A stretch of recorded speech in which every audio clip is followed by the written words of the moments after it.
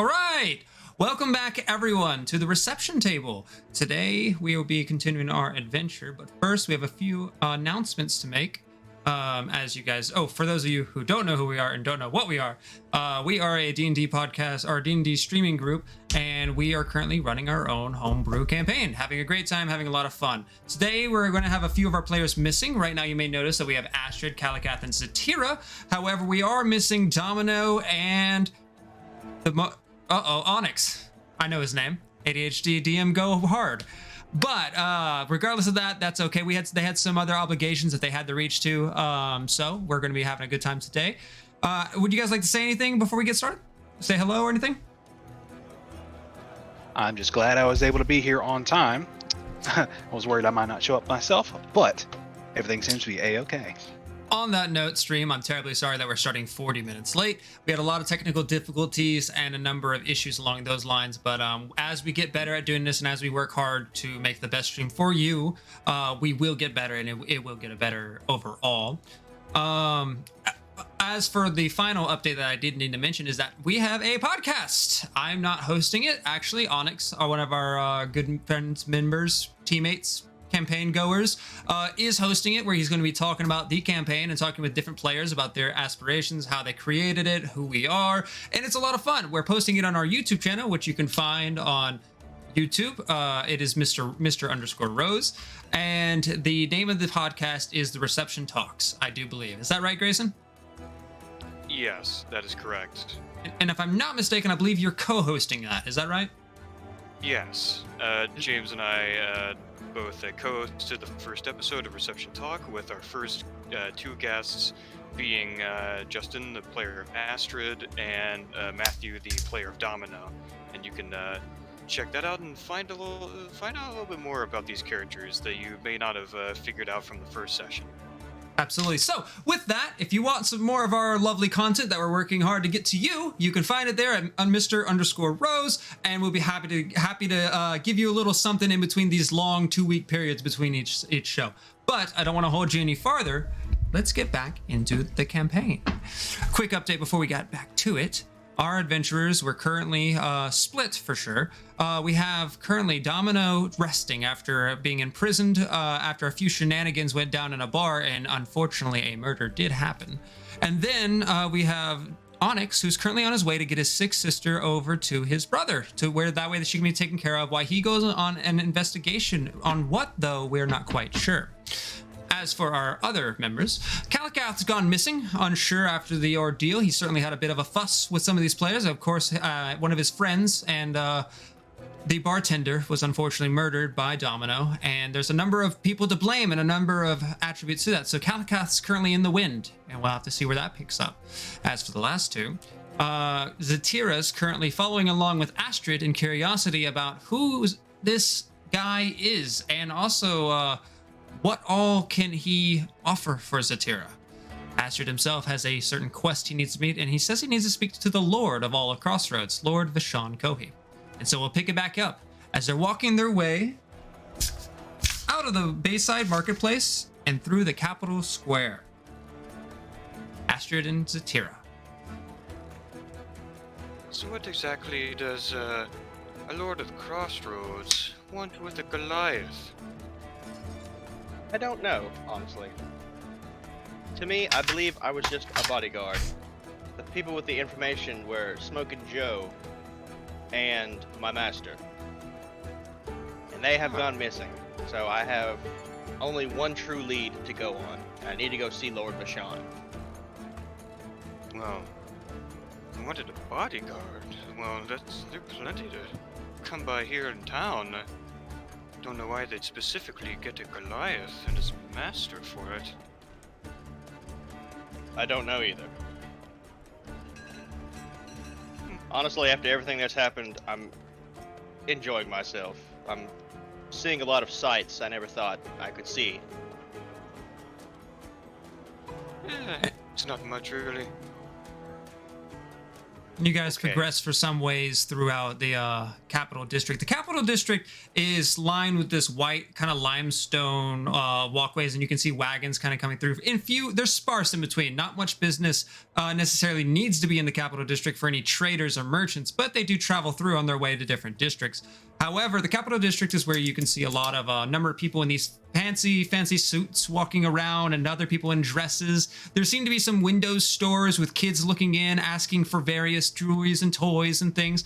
And there's this large estate building with a dome kind of top onto it, and it's mostly a orangish brick with a white roof top. And what that is the capital of Crossroads, where you can get a lot of people currently. There seems to be a line out the door, various people holding papers and paperwork of various sorts, unsure what particularly each individual need is. You could assume these are citizens of Crossroads handling their day-to-day interactions with their government.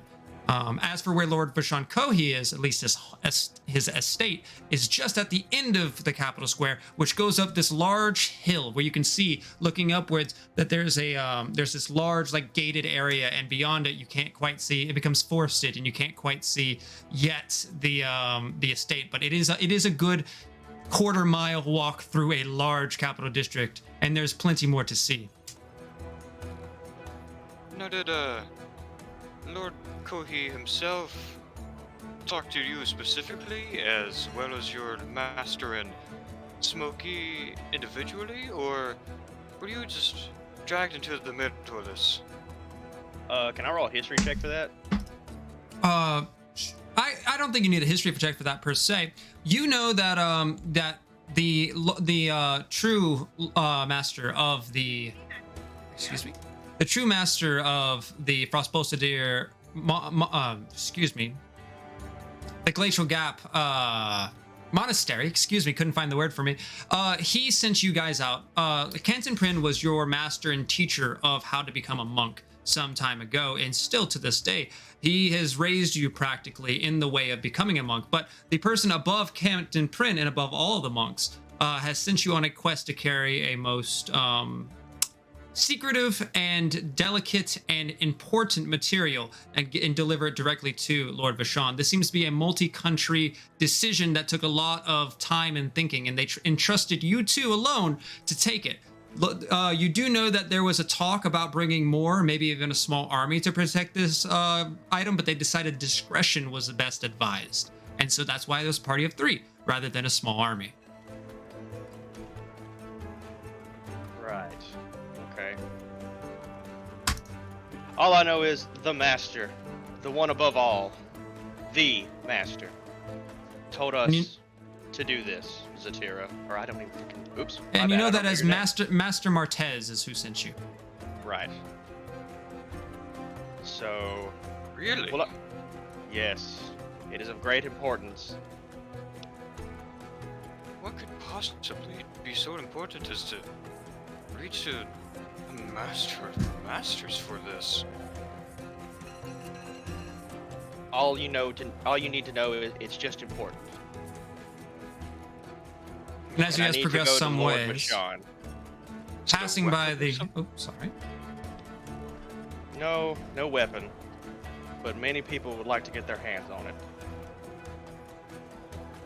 And I believe some people, or someone may already have their hands on it, as some unknown force or group or single person ransacked my room and took everything I had. Destroyed my art supplies, took my gold I had. So now I have pocket change now, just enough to maybe get a bite to eat. Look, I don't want to talk. Can you just take me to Lord Vashon's home? Oh, yes. Yes, excuse me, sorry, I get a little bit curious, especially with rare types such as yourself. Right, I understand. I don't want to draw attention to myself. I've done that too much in one day. My friend, you're a walking billboard. And as you guys are progressing, you guys make it past the Capitol building. There's a number of the more of those people who are much higher in their outfits. You can tell that they have money. And as they see you, there's a number of people who are like watching in awe, and some people are kind of like fascinated. There's a little bit of like a few kids point over, and then the parents kind of like gently try to shove them as everyone's noticing this large Goliath of a man walk through. And there's a number of people not really scared per se, but just like, oh, what is that? And you guys progress for some ways. As I'm walking past these people and they're all gawking at me, I'll just, just hello, just like tiny little waves, like, hey, hi, what's going on, everybody? Don't As mind you me. can see. Right. You progress for some ways, and then you guys actually made it there. You make it a few 10-15 minutes of walking, and now in front of you guys, in between the Vashon, you can go around it or through it, but there's this large park that's currently gated in, and it's known as the Sylvan Park. It's got many different trees and little squirrels going about, and you see some people with there's some kids in there currently playing ball, passing it to one another on a large rock that seems to either was already there or placed in there, but there's this large flat rock that kind of is elevated about 3 feet high, and they're playing some kind of game as they're rushing around. You can see them play. There's a number of, there are elves, there are humans, there are half elves, and they're just kind of having a good fun going against one another, playing some kind of competitive game. There seem to be an obvious 2 teams. Like a funky little game. You know what that is? Yes. Wait a minute. Do you play sports at all up in your mountains? No. What sort of games do you do then? Any I sort of wake up. entertainment at all? No. I wake up, I train, I go out a little bit, but not much. And then I train, and that's my day to day. I've only recently been released of my leash bound to the north, and I'm free to do as I please within, a certain, I guess, regulation, I would call it, as I am a vassal of the Frost Bolster and I have to behave as such. So, no activities. And with that, there's a large crack as a ball is met with this large wooden bat, and it goes throom. You see a ball flying off, and you guys continue progressing your way around this park. Calicath, can I have you roll a stealth check, please? Why, you sure can. Give me one moment. My sheet was not working. Let's see. I rolled a fat 21. All right. As you're progressing, you feel pretty stealthy, and there's a number of highfalutin individuals kind of in your way, but you've managed to get through a number of them, but you can start to see it's kind of a thick crowd, and you're worried that it could maybe like reveal yourself. But with that, you take a few good alleys. You take like forwards, a left, and a right, and then after 10 minutes or so, you catch your bounty again, and you begin progressing on your way. Stealthily but casually, not standing on the walls or anything, but just hands in your pockets, and a little bit of like a cloth over your head to try to keep anyone from seeing those bandages and make it too obvious. Hiding in plain sight as best a bandaged man can. Exactly. Mostly large. You got yourself like a cloak on, and you got the hood on, and that kind of deal. Oh yes. And like a few people, like in passing glances, kind of like look up and see your face, and they're like kind of their eyes widen, and they kind of steer out of your way, but not enough to make it obvious. Just like maybe one kid sees it, at most. Very, very good. Meanwhile, you're walking. Oh, sorry. Oh no, I was saying I just continue on my merry way. A casual jaunt as you're kind of flicking and rolling a coin in your hands, just casually on your way.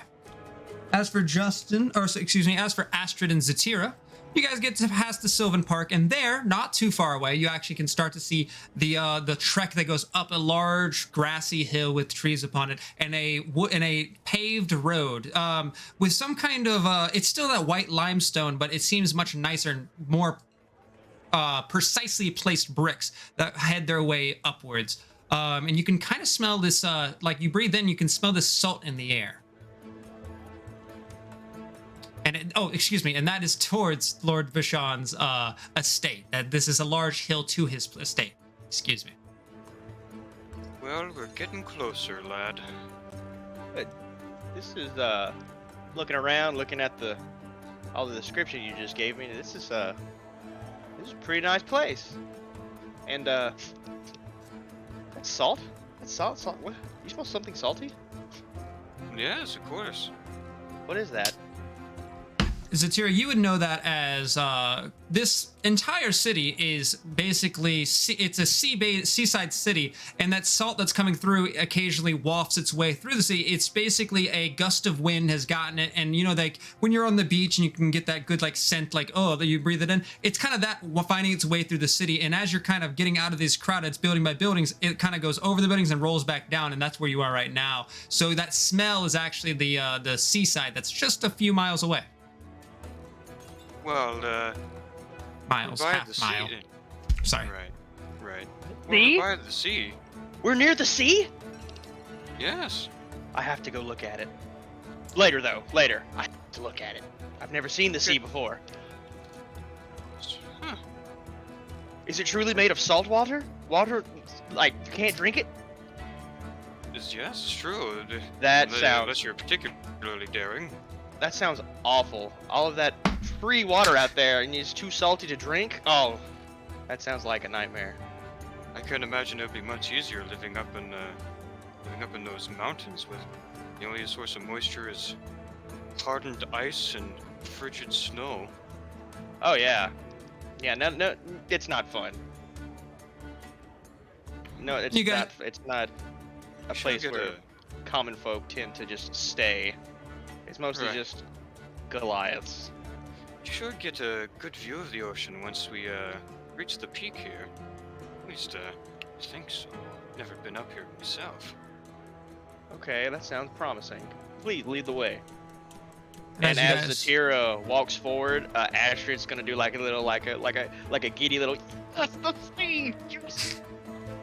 There's like a self fist bump kind of thing going on. Is that what you mean? Like there's just like a yes. All right, I like it. I like it. See. I like this Something new enthusiasm. for you to experience, which is truly what you want. I absolutely. Begin progressing your way up there, and there's a bit of like a haste to Astrid's step as there's just something exciting, like possibly at the top of this hill. And at this point, you guys can start to see there's maybe just a few minutes away, there's actually this large gate with metal rods kind of coming out of the ground with this. They're painted either gold or they're painted gold. You could probably presume painted, but they find their way over and they have a silver like lining that holds each bars together until it reaches this large, almost triangular but not fully shaped front door. And before you guys make it there, Kalakath, you start to notice that the crowd's breaking, and to follow any farther, you're going to have to start stealthing through. How would you like to start stealthing? You're running out of options considering their path. Let's see. Can I get a proper view of my surroundings, if you don't mind, one more time? So you're currently just passing the Sylvan Park, and the Sylvan Park's like it's gated in as like a big circle, and you guys are kind of already gone around that said circle. And they are just kind of breaking out of the regular flow of traffic back and forth onto a more specific path, onto what would be the Lord Vishan Kohi's estate. And essentially, what you were doing with going from alleyways and crowd surfing, now there's no crowds and no alleyways. Instead, it's going to be these numbers of trees that are sparse but there, and almost a grassy in between of weeds and things that have grown, except for the paved path. So in terms of stealthing, you're running out of options. You can choose to try to do other options, but that's up to you. I can continue, let's see. The least likely to be noticed would be one that doesn't... How do I put this? Let's say I want to sneak. Mm-hmm. Performing a sneaking action, that's more suspicious than just casually walking. Right. Of course. Especially if there's not a crowd to weave between. I think I'll just follow behind at a further pace. Nothing specific, but just a casual stroll I'm less likely to be noticed if I just continue walking normally than I suddenly change my path. Yeah, Maybe absolutely. start walking between the trees, somewhere a little less vision, but So you're not just on the still- main path, you're in the trees, tree lining. yes, Could I have you roll a stealth, please? of course. Ooh, a little bit rougher. I rolled a 12. 12. Does anybody have a passive perception above a 12? I don't have your ability. You're up right now. I have a 14. All I right. have a 13. So as you guys are Ooh. progressing, you guys hear some crackling in behind you guys. You guys made it about a minute up the road, and somebody is kind of a little bit distant. You heard a crackle, but it actually wasn't like you turn around, you see some squirrels kind of like jumping from side to side, and then some ways beyond that, there seems to be a figure, kind of not really that far out of the city, not really that far off of the concrete path, but some figures in the bushes. It could be that take a piss. It could be. It's not exactly that they're following. There's just somebody back there, and they're not on any specific path. They're in essentially the bushes and the trees. Satira, do you see that person back there? I do. Now, whether or Do not people they're usually following come- us. Yeah, I was about to say, do people usually come up here? Well, if he's planning to rob us, he's doing it in the worst possible place. So I don't think that's likely. Something in my gut is telling me otherwise. Excuse me, Okay. stranger. Calicath, so about 40 feet away or so, 30, 40 feet away, somebody is yelling out to what seems to be your direction, and they were your bounty. No words leave my mouth, but I do give them a very polite wave, making myself known. And I turn and continue about my business. Okay. There's a you give a excuse me, Astrid, and then the person sees you, looks up from what they were like looking at the ground or presumably, and he gives you like a hey, how you doing, and then kind of like puts his hands back in his pocket and heads back on his way. Do I recognize them? I'll have you roll a perception check, but he is kind of far away and at least has some shrouding on him. Right. That's a 7, so probably no. No, you see him. He had a particularly pale hand that waved, but nothing else besides that. No wonder he's getting some sun. Can I perception? I'll have you roll perception as well. Sure. Oh, okay. 19. 19. So Calicath has turned away, and the only thing you can see that could give you kind of recognition is as he kind of you see him scratch the back of his head, and on that hand that scratches right past where the sleeve reaches, you can see that it is actually a hand that is not just pale; it's almost a white hand, and you try to look closely, and there's like it's in through the trees, and you can see that it's like a white hand with black slits in between, maybe a textured glove or something, and that's the most you can see before he puts his hand back down and continues walking back into the city. So, I know that guy. Who is it? I yell out. Oh, goodness. What do you yell? Oh, did you not hear me? I guess don't think I we heard you. Your mic cut out there. Yeah. Oh. Cow, Cow. So there's a large cow that echoes some ways. Vincent, you can just barely hear it as you're making it about 45 feet away now, and you kind of stop for a second, and you can hear it.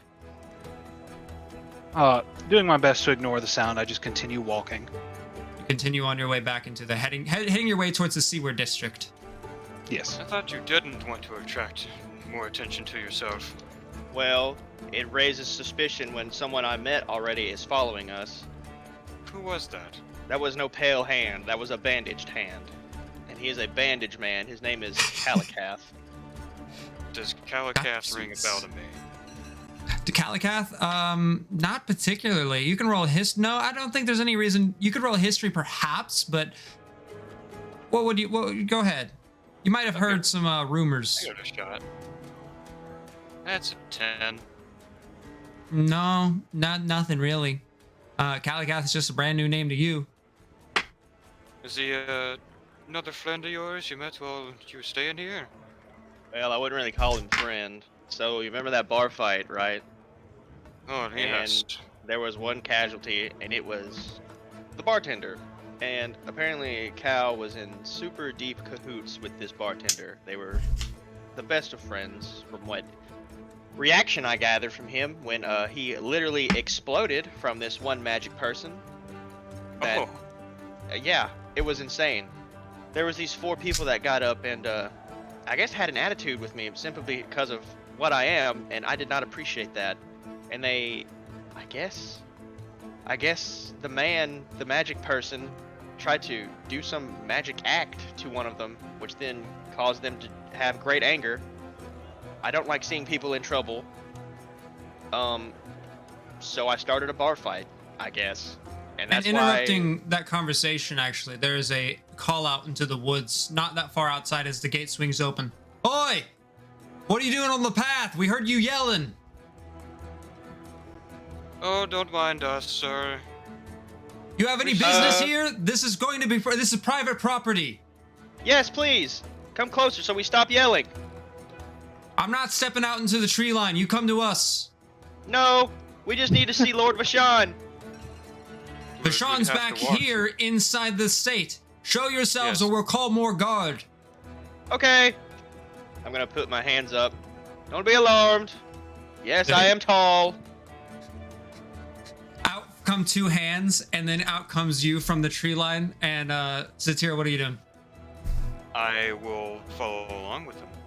And then following not too far away is a like a kind of just, I wouldn't say just a how would you want to describe yourself as you step out? I don't want to yeah. What do you look like, Satira? She is a somewhat on the short end, female tiefling, red skin, short horns, sort of curly brunette, hair tied back, wears sort of leather armor and a cloak, lots of sort of pouches, packages, or pockets. Okay. Maybe her light crossbow. Light crossbow over the shoulder. Yeah. Yeah. She would keep All right. like all her knives like hidden. Yeah. You got multiple bags, kind of baggy clothing a bit, and then like Mm-hmm. I get you. Just kind of a rough, tough looking tiefling, a bit on the shorter end, yeah. Yeah, but You kind of wearing like a more purplish cloak. okay, Dark like a dark purple cloak. Very good. Yeah. So you take a few steps out, and there you see there are currently 2 guards, each holding these large, long spears or pikes, if you will. And the one that was calling out to you kind of waves you down and is like, "All right, over here. I don't want to yell at you." Okay. You guys kind of step up to him. All right, so what are you doing here? Or you got? We heard you yelling a moment ago. Right. Well, I saw a friend. Never mind that. I need to see Lord Vashon with great urgency, please. Okay. Who are you? I am Astrid Soulflare. I hail from the Frostbolstadier. And behind him, I that am- person that had the pike kind of leans in on himself, and he's writing that name as quickly as he can into his little binder. And I'm from the monastery. And I have a delivery, or it's a matter of the delivery, that I need to speak with Lord Vashon. Okay, very well. You got anything? He turns around. You see a slight glow of yellow, and then it fades to black. And he goes, "No, they're good. Now, and the guy turns back around. We have to ask. Are you a Goliath?" Since the day I was born. Good. We were told a Goliath was coming. I didn't know what your name was, and I'm pretty sure it's honestly kind of cool to meet you. Hi. Yeah, we can get you in. We were expecting you. I'll do my Frostbolstadier bow. Hello, it's good to see you. I know I get the reaction a lot. It's okay. Yeah. We shake his hand. He actually has a stone skin. And It's like cold as the ice. Don't. he listen looks to her. around. Oh, Okay, I don't mean to be rude. I've always wanted to meet Goliath. So, my name's Althard, and yeah, follow me. Althard? Althard. Althard, okay. That's right. Third generation. So, That's right. I am actually. Oh, that was a quick guess. so the sea is around here, right? Oh, yeah, you could see it from, well, on the backside of it, the ground has a, yes, we're close. Why do you ask? Because I want to see it. We don't have that up north. I want to see the sea so bad. Well, I could take you there. Yeah. Afterwards, can't, though. Afterwards. Okay, I should probably bring you to my captain first. Yes. No need to waste more time. I'm just... Okay, sorry. Excited. And he starts taking some steps, and the one that was writing it down kind of closes his book and goes like an annoyed, And then he's like, all right, and everyone starts walking into it, and you guys take a step in, and behind there, the one who was writing in the book kind of grabs this large banister, pulls it back on it, and closes the large metal gate behind you guys. You can see that the gate's large enough to fit at least 2 wagons at the same time. It's meant for a good amount of traffic, even though there's not much right now. You guys progress for some ways, and now you guys are within what would be known as the Kohi Manor. The Kohi Manor is this large fenced-in area, and you can see that there's a number of well-cut grass and a number of various kind of like plants and flowers grown along as you continue on this very nicely laid limestone path that's currently there. And there's a number of people actually working around, and some people give some waves, and Althard kind of goes, "Hey, we got a visitor!" And there's a hi, and the people get back to their business, and there's actually a kid that comes running its way along and looks at you guys and kind of scurries off back to doing something. But there seems to be a whole little civilization happening inside this civilization. And and you guys progress for some ways. There's this large fountain kind of running down with the crystal clear water, and you're not even sure properly how that works, as it's just coming out of the top. Seemingly, as far as you've ever seen Astrid, this is just outright magic. There's no such thing as technology in this time. This is just running water, never ending. Whoa. What is that? I take it you've never seen a fountain before. No? Is it magic? Not quite. Oh, that is pretty cool. Astrid opens up a tiny notebook from his backpack, and he writes down fountain. All right, you take one of the broken graphite pencils and you write down fountain in there with a small little image of what it would look like, so you can try to come back to it later. Fountain. Good. Really fun to mess around in when none of the authorities are looking. Yeah, I can understand that. That looks like fun to play with. A little bit too small for me, maybe. Or how big is it? It's pretty large. I would say that you could get into it, but you probably wouldn't. It's not deep or anything, but it's a large fountain. It's a large circular fountain that has multiple circles that run its way up. Yeah, we can't swim laps in it. No, Right. not at all. And outstepping from the what would be the large actual manor, there's an individual kind of takes a few steps out, and he's wearing this black outfit with this gold line trimming that runs up in various different, it kind of goes outwards and almost makes a heart shape of sorts, but it exposes a lot of his chest. And he takes a few steps forwards, and he has a seemingly very serious demeanor about him as he kind of two steps up, and Althard's like, the Goliath, and he walks right past the guy, and he's like, "Oh, yes, Captain." And the character in front of you is a darker skinned individual, and he's got this long hair that runs back down his back a little bit of ways, and he currently has these golden little gold, not shoulder pads but shreds on there, and a pin right here that is a crown that's inside of a circle that looks a lot like the currency. And he walks up and he goes, "Astrid, is that you?" Yes, that is me. And you are? Colin Kai, and I am pleasured to meet you. And he puts his hand out. Go on. Sorry. Shake the man's hand. This is a handshake. Okay, yes. I will also stick my hand out. And with that, he reaches yours and gives you a firm shake. I hope your travel down here was not problematic or any troubles. Nope. Been a long none trek. whatsoever. Very good. And you must be Smoking Joe? No. No, What was this it? is Canton Prin? No, Expected you- no. Wait, have they not come by here? What do you mean? You're the first to make it to us from Falspos today. Why? To clear things up, I'm his city navigator, impromptu.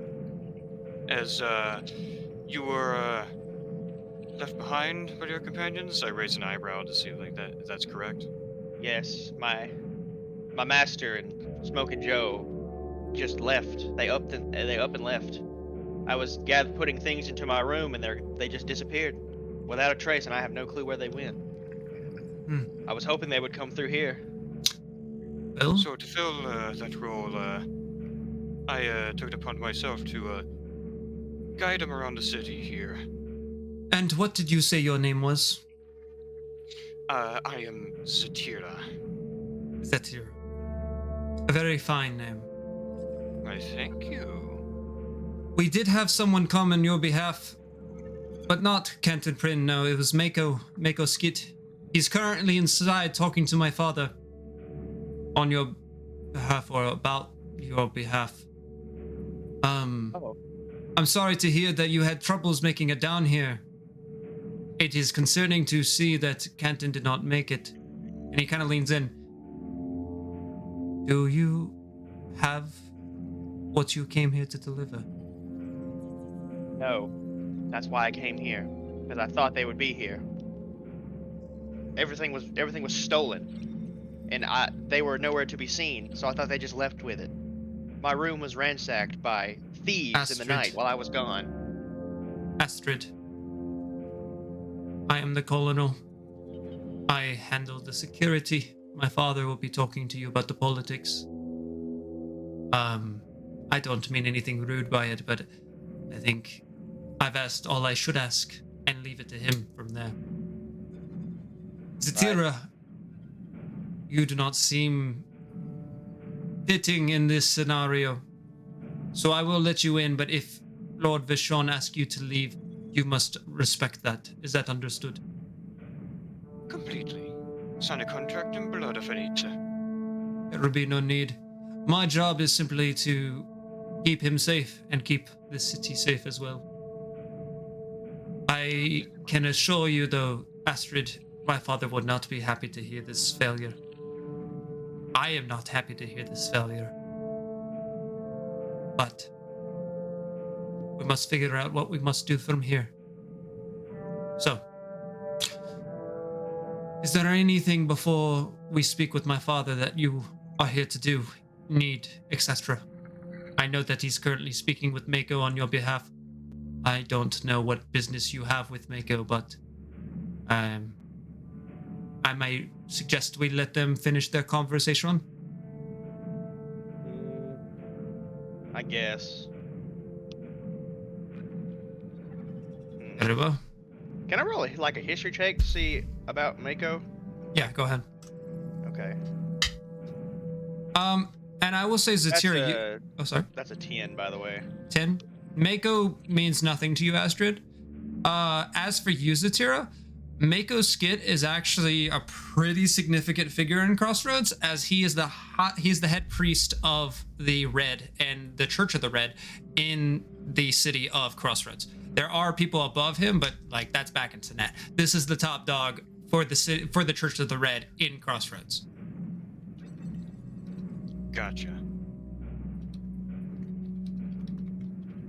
Well then, I shall inform my father of your appearance, and I will refrain from any other information. I will allow you to explain that yourself. If you, would you prefer to wait outside or walk in with me? Let's walk in. I feel like I've wasted enough time. I think that is wise. Follow me. He begins to trek his way inside the large manor, and it is this the manor itself is this whitish gold, like not entirely. It has white brick and then gold trimming, and kind of has this a few earthy tones to it as well, where there's these brown windows, like the seals of them are brown as well. You guys progress your ways in, and there's just this labyrinth of stuff. There's rooms that seem to go on forever. You guys are in this great hallway with this large staircase that runs up into a large circle. And there's even further beyond that, there's another floor, as well as there's another hallway that goes forwards past that circle that's on the same floor as you. This building is a 2-story building, and you guys he begins progressing up the circle stairwell. Follow me. Okay. Wow, this place is pretty. You guys begin progressing your ways up, and you can see these beautiful like rugs. Like this red rug is in the center, and these pictures of people that all kinds of famous figures and things like that. These paintings that are on the walls as you progress, and these candelabras that currently are lit. They're like these like gold candelabras with white candles that are lighting up, and they all have this like nice brown hue of a flame as it progresses. And there you can hear the click clack of each of you guys' steps on your ways up. Astrid, what are you wearing? I am wearing my my monk garb that I wore from the way down from the Frost Bolted here. Out of my curiosity, does that include sandals, shoes, or do you go barefoot? No barefoot. I have like coverings over my. I don't really know what to describe them as or to call them, but it's like coverings. I mean, my feet are like covered. Clogs. Okay. Yeah, like clogs, I guess, like leather okay. clogs to allow freer movement. That was just out of my curiosity, not important to this moment. But you can hear the clacking of it as you guys progress your ways up the stairs. And eventually he makes his way and turns a right down the one of the wings of this manor. And you can see that there's the large front, there's these large 2 doors at the end that he makes his way, walks to. And he turns around and he goes, you shall wait right here. I will tell my father that you have arrived. Okay. Give me 1 moment. And he takes a step inside, and you can hear there's like a as the door closes behind him. And looking around you, there's currently the lights and stuff, and you guys are standing. And Astrid, as you look down, you realize you're standing on a rug that is actually a skin pelt of a displacer beast, a black one. I'm gonna step off of the rug. People do that? We're gonna travel outwards and head to Kalakath. Kalakath, what are you currently doing? Let's see. I continued, we'll say as they continued on their path, I stayed near the city to make sure I wouldn't be caught again while I watched them fade off into the distance.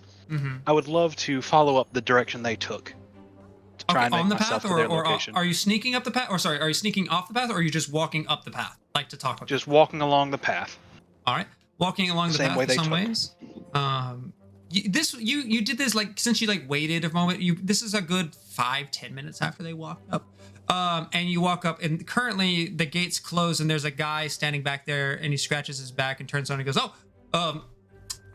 you stop. Who are you? And this guy's got like on his side a book kind of like hanging off of his belt. I give a friendly wave to him, and I say, "Good evening, my friend. I hope this day finds you well."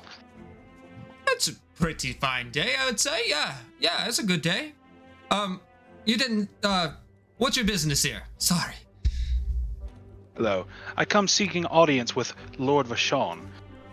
I was supposed to come with a Goliath, but I'm a little bit late, as you can see. Oh, that must be Canton Prin then. Unfortunately, no. My name is Onyx. I'm an impromptu, we'll say, escortee. He should be traveling with an imp that must do the same. He begins thinking along the lines of like that name Onyx. Hold on. Onyx. That must be Smoking Joe's real name, or Onyx. Hold on, and he starts like flipping through his book for like an onyx. I don't have an onyx in my book, but I don't. It's likely not registered, sir. I'm sorry for the inconvenience. I truly am. I'm supposed to be taking Smoking Joe's place and Mr. Astrid's master. Oh, I see. Well then, Could I have your persuasion check there? Could it be deception since I'm lying to him? Yes. Right. It was an 11. An 11. Mhm. All right. We have an 8. I see. Well, if that's the case, I still need to write your name into here. Pulls out the book. What was that again? You said Onyx? Onyx, yes sir. Onyx. Starts writing it down. And what was the last name? Oh, no sir. No last name. It's a mononym. And with that, he puts a dot, and it begins to glow this yellow, and then kind of like crackle. And he kind of looks, his head turns a little bit. That's new. And he kind of then fades to black. And in the ink, like he looks at it, he's like, huh. Closes the book and says, all right then. And he starts walking up to the gate and lifts it up, starts pulling on the gate to open it up. Come on, they're already inside. Thank you very much, sir. Again, I am terribly sorry for the inconvenience. I know I don't mean to disrupt your day. It's no problem at all. I'm sorry that I have to keep you. Come on. I gotta hurry though. And he starts walking. And as he's walking along with you. I'm just glad that we got you figured out. What kept you up from them, or were you somewhere else? Or you don't have to tell me. I don't mean to intrude. And he's like, you guys are walking your way through. Oh, it's quite all right. I had to deal with some reservations at the inn. I let them go on ahead of me. I figured I could catch up, but unfortunately, these legs of mine aren't quite as fast as theirs. He's a tall man, you know. I could see. Yeah, I thought. Have you ever seen something like that before? Oh, it's been a long time since I've met a Goliath like him. A very, very long time. So, wow. And he continues along, and then Althord, which you don't know him, but Althord kind of steps out. He goes, whoa. They just went, what's going on? And the one that you're with responds, oh, this is Onyx. He's taking place of Smoking Joe. I give as polite of a bow as I can, and I say, it's good to meet you, sir. It's good to meet you as well, Mr. Onyx. I don't think I was prepared or expecting you. And then the other one chimes up, no, he's replacing the Smoking Joe guy. Hold on. I say to him, I'm terribly sorry. I know it's a very impromptu thing. The master and Miss Smoking Joe got caught up much earlier in the day. With that, he kind of like squints his eyes and rubs his head and he goes, well, it did say it was 3 of them, and that would one. All right, and starts opening the door. He's like, all right, then come on, you got to catch up though. They're already talking with Lord Vashon, I think. Yes, sir. I'll do my best to catch up. I thank you both kindly for your help. Just up those stairs, down the hall to the right, and you'll see them there. I give him a polite wave and one more bow, and I say thank you very much for your patience. Absolutely, sir. Pleasure to meet you. And it gives a little like wave off. It's a pleasure to meet you as well, and I continue along my way. Right. You begin progressing your way in, and there's this large stairwell which they pointed, and they close the door behind you, and you're currently kind of alone in here. You can imagine there's people just in every room. I mean, it could be, you don't know, but it's just there's so much life outside. It would be hard to think that there's not as much life inside. But there's these 3 hallways, one to the left, one to the right, and one forwards, and then up, and then heading forwards as well. There's this large circular half-circle stairwell that reaches up to the 2nd floor where they pointed you up to. I continue to walk along the path that they told me to. Don't try and stray off, and making myself look as official as possible. You kind of, speaking of that, you are looking a little unofficial with your hood and your things. Do you do anything in that regard? You're very correct. I pulled down my hood. It does reveal the bandages, unfortunately, but I do my best to tie up my hair in as neatly a way as possible. At least I won't look as absolutely disheveled. Your hair kind of like tucks a little onto your shoulders as you kind of go, some of it, and you progress your way up. What color is your hair? Blonde, is that right? Yes, bright blonde. Yeah, this long blonde hair. Yeah, it runs down your back some ways, yeah? Yes. Yeah, you progress your way up, and eventually get to the top of the stairwell, and to the right is presumably where they will be, or they're inside of, etc.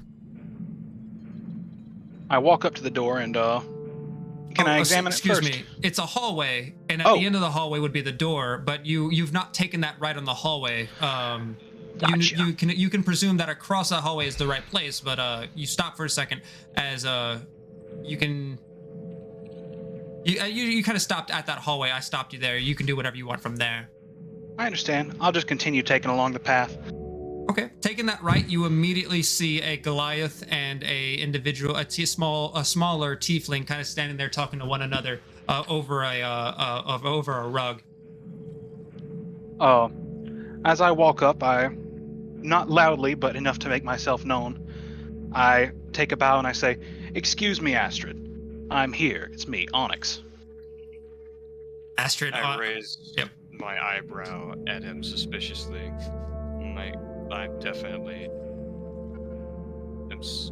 I definitely don't trust this. I cross my arms. What took you so long? I got caught up with making some reservations at the inn. I'm terribly sorry to be so late. I'm sure you are. And I turn back around. Glad you're here. Thank you very much, sir. And as I walk up to join them, I place my arms behind my back, and as official looking as I can. Kind of like My eyes do not deviate from him. I look to Zatira and I give her a slight nod of the head and as much as a smile as my face can allow with the bandages. Are there any more guards around us?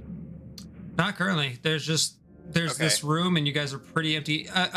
Like the occasional person comes out of a room, out of one of the many rooms, and then goes walking down the hall. But not besides that. There's people around, but no guards. I'm gonna hastily move towards Cal.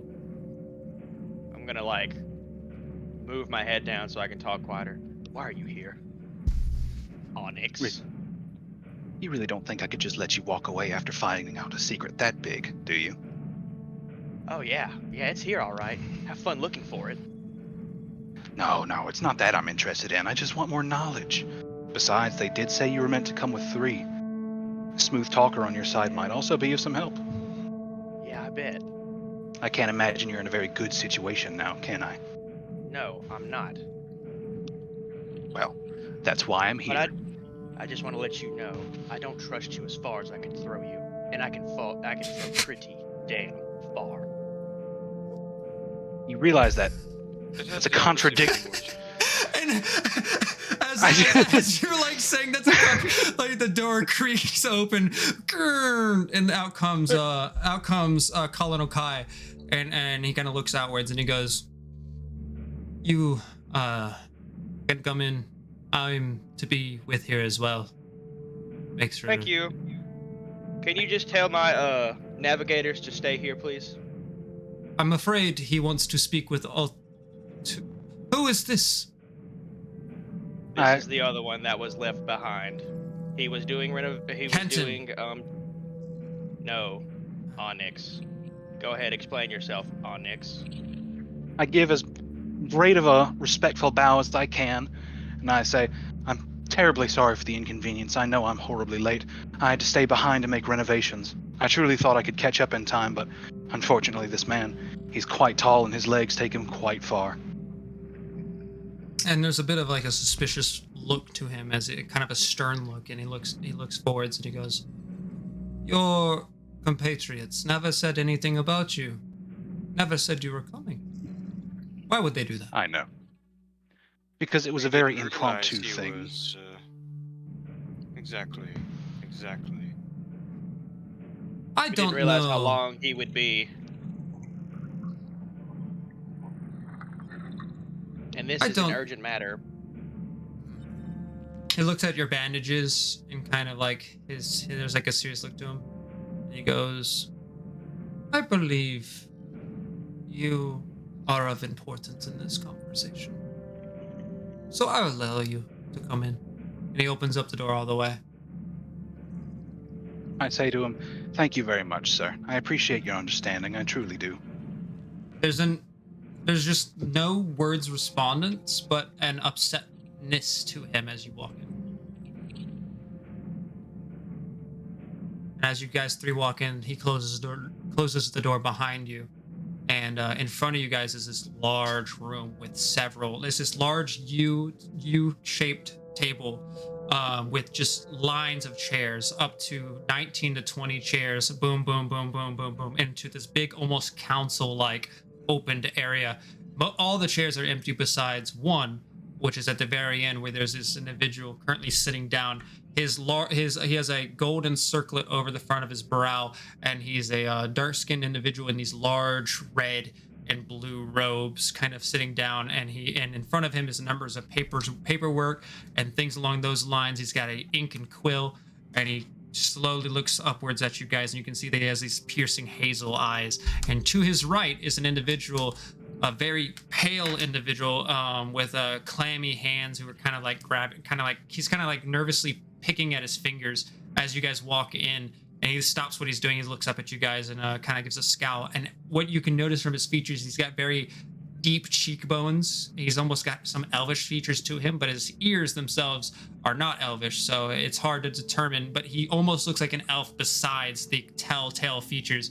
And then under his eyes, you can see this like dark red paint, or if not for the fact that it was underneath his eyes, it could be almost mistaken for blood stains. And it's not very well painted on there either. There's little drips of it.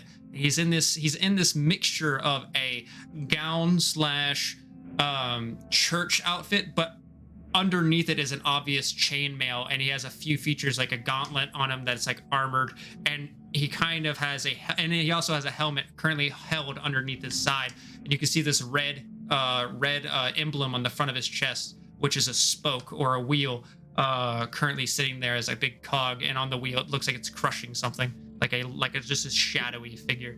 And overall, you can discern that this is one of the priests or one of the paladins or something of the Red Church. And he looks very pissed. If anyone should be in this conversation, it should be me. I should be here. I have told you to leave. And if you remember, this is my city, so you will be informed of my decision afterwards. All right. And the paladin grabs his things, and you can hear like the ringing of the metal and the interlocking chains as he gets up. I just expect the church expects the best. And he starts walking his way through. It takes some time for him to get all the way across, and he looks at you guys and just looks fucking furious and makes it past you, worms his way past you three. He's a little bit taller. He's about Kalakath size, just a little bit smaller per se. How tall are you, Kalakath? 5'9", 5'10"? Yeah, that sounds about right. About 5'9", 5'10". This guy's like a good like 5'9". He's just, or 5'8". He's 5'8 and a half. He's just a little bit smaller than you, but still taller than Zatira. And he kind of worms his way by and closes the door with a big slam. And there's a silence that takes the room. There's these large windows on either side currently. There's light coming in the right ones. And there's stained glass, and there's like a blue aura in the room.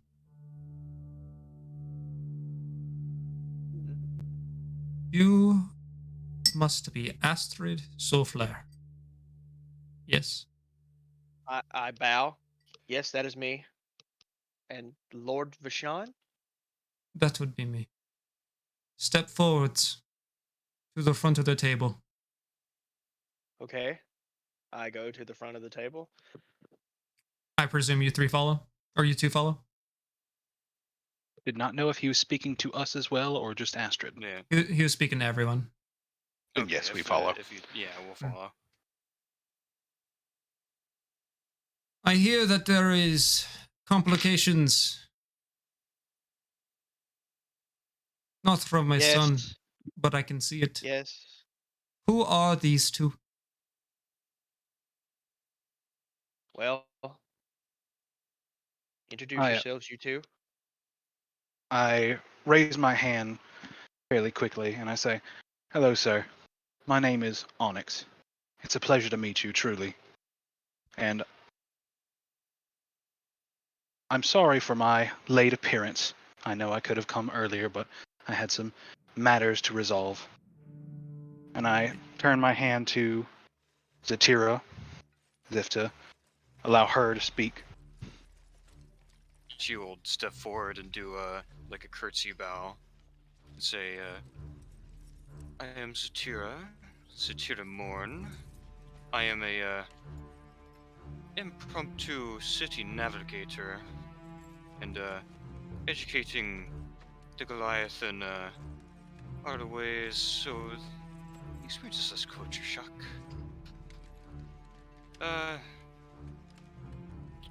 It was a rather impromptu hire after And as you're saying that, he pushes off of his knees and stands up. And there's like, you can hear like some of the joints kind of crack as he stands up. This guy is either elevated or really fucking tall as he stands up, much bigger than his son. And he cracks his neck. You must be... No. You are not new to Crossroads. But you, Astrid, you are new to Crossroads. You must not be Yes. familiar with our customs. Not familiar No. with our city. I would like Not you at to all. know that word travels fast within Crossroads. And things that deserve to get to reach me. You have been in my city for one night, and 6 people have gone dead. One with your direct hand in the play. Cross guards have reported to me, and now I have the leader of the Red Church in my city coming to me themselves, explaining to me problems that may lead back to you. Word me? travels fast in Crossroads. Yes, you. You 6 were people? here, and he begins to walk. He begins to walk around the right side of the table. He's like kind of pacing. You were coming here to deliver something. A weapon. A weapon to cure us of our cancer that is torn. And he turns to walk back the other direction. His son currently standing behind him, holding his spear, kind of like at his like in front of him. A weapon to deal with a dragon that has reigned over this city since my father and my father before him, taxing us to a never-ending seeming fee. Where is this weapon? And he stops moving. I don't have it. It was either stolen or it's with someone. It's not with me. I don't have it. Roll a persuasion Oh. check. Can I? What do you I was mean? going- I don't have it. No, I didn't say deception. I said persuasion. Oh. Persuasion. Oh I my gave you God. I gave you PTSD from the last episode. Yeah, right. Yeah, Once, an 11. An 11. Okay. What did you say, Cameron? I was going to say once he's finished, I would also like to speak to him. Vishon or Ashton? Vashon. He will certainly do it. Yes. You got 11. I have multiple sources, and I don't know if I believe you, Astrid Sauflair. This weapon is not with you? Where is it? I do not believe that your masters seem to have run off. I believe that there's something else afoot. Is it such a coincidence that a weapon of such matter, something to deal with Torn, comes into my city, and within hours, it is found that 5 people within the Red's prison turned to ash. That to me would seem to be a weapon that could handle a dragon, would it not to you? I mean, yes, but that has nothing to do with me. Oh, but it does. If this weapon is something that you brought into my city and pitted against the Red, then that would be a direct attempt at causing war between me and Tanet. I know the Goliaths and their history. I've read the books, managed to extinct an entire race. And I have the suspicion that it was not from brute force, but from war strategy. And what better strategy than to pit Crossroads against its enemies while it is suffering at the hands of a dragon? We have an alliance with Tanet. You are jeopardizing that if this comes back to you. So I ask you again, what is there for me to believe that you are not in this conspiracy? I have no weapon whatsoever that can turn people to literal ash. I'm not trained to do that. I have no arcane abilities to do so. Okay. You were brought in this city to deliver one. That is why you are here? Yes, and it was stolen. So now, tell me, how am I to turn people into ash with this missing weapon, I put in quotations, that you assume that I have? It makes no sense. You are accusing me over nothing that I own. That was stolen from me, sir. I see. I know I am a vassal of the Frostbolster, told by the master to act with, to be a gentleman, to be a vassal of the Frostbolster, to act. I'm stuttering, guys. My brain just went fart. I see. It was stolen from you. Then it will be a matter of proving that it was. For now, I will see to it that you are imprisoned as an investigation is taken hold by my son Kai. My room was ransacked. Here's my broken painting supplies. No gold to be had except pocket change to buy a meal. And something was stolen from me. And I throw my painting supplies on the table. There's your proof. They clatter and land and they roll their way towards him, and he stops the one that's about to fall off the table with his hand, and he kind of grips it and kind of picks it up to look at it. Broken painting supplies? This is your proof? Forgive me for being a skeptic, but I will need more than broken painting supplies. And the person who runs that tavern seems to be dead. So, we will ask around. We will perform an investigation. But until then, you will be held as a war prisoner or a political prisoner. Before something else bad happens that ruins everybody, before you make such a brash action, you just reminded me of something. The barkeep that passed away. There was a arcane user that had such a thing. He was struck on the head, or struck somewhere. It all happened in a flash, and there was an explosion of magic and took the barkeep down instantaneously. I can't do that. But maybe your weapon can. There's no weapon that can do that. What are you not understanding? I understand. No, you don't. You don't get it. You think I have a weapon that can turn people to ash. Let me finish my speech. I understand that something strange happened in that tavern. But I understand that something more strange seems to have happened within that prison. And I understand that I have leaders of the Red Faith currently breathing down my neck, asking me how and why, and I cannot create answers. And I understand that I need to do something in order to prevent all-out war between Crossroads and Tenet. And so, I do not wish ill upon you, Astrid, if this is true.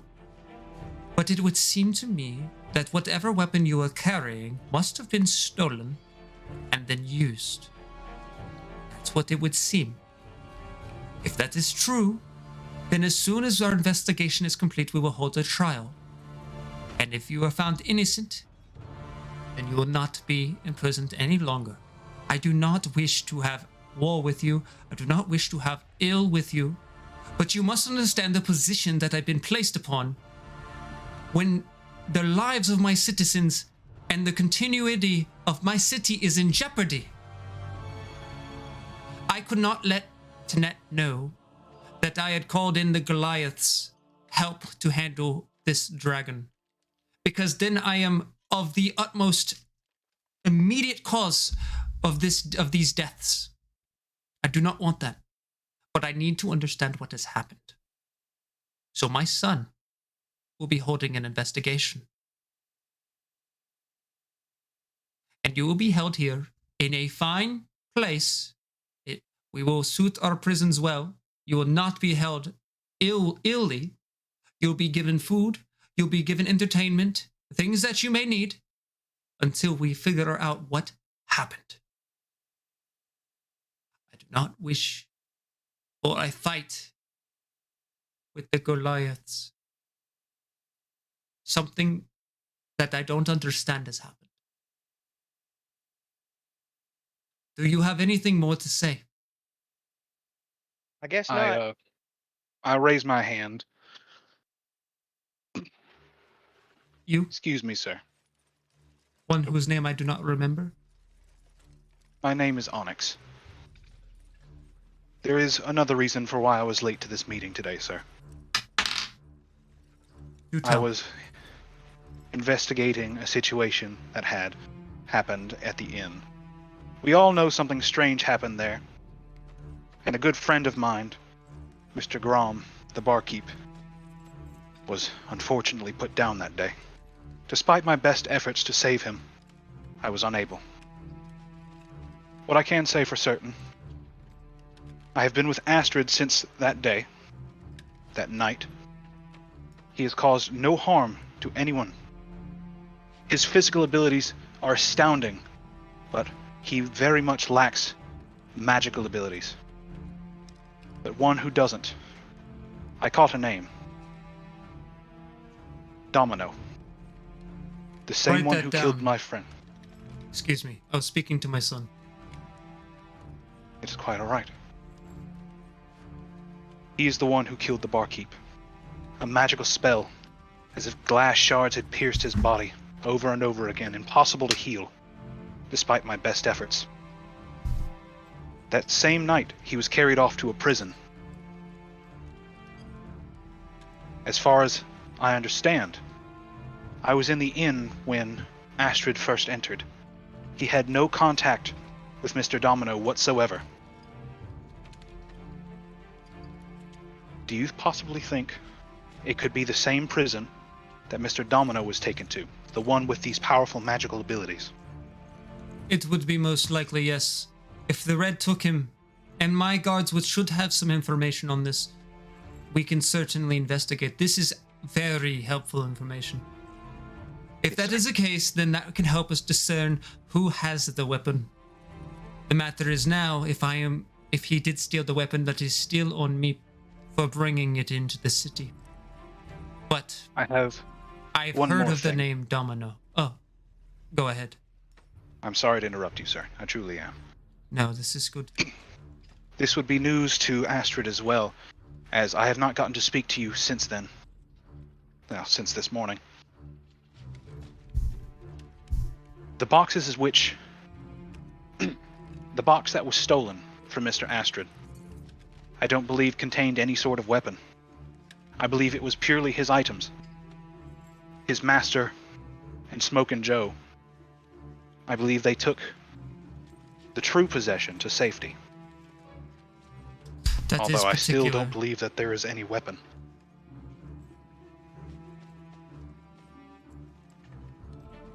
If that is the case, then why haven't they shown their face to us? Where would they be keeping this secret? Astrid, do you know these individuals? You traveled with them. Where would they go?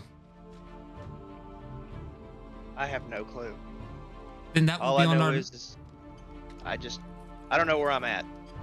I had With to all get due here respect, to help sir. me get here. This is true. He is new to this town. I can attest to that as well.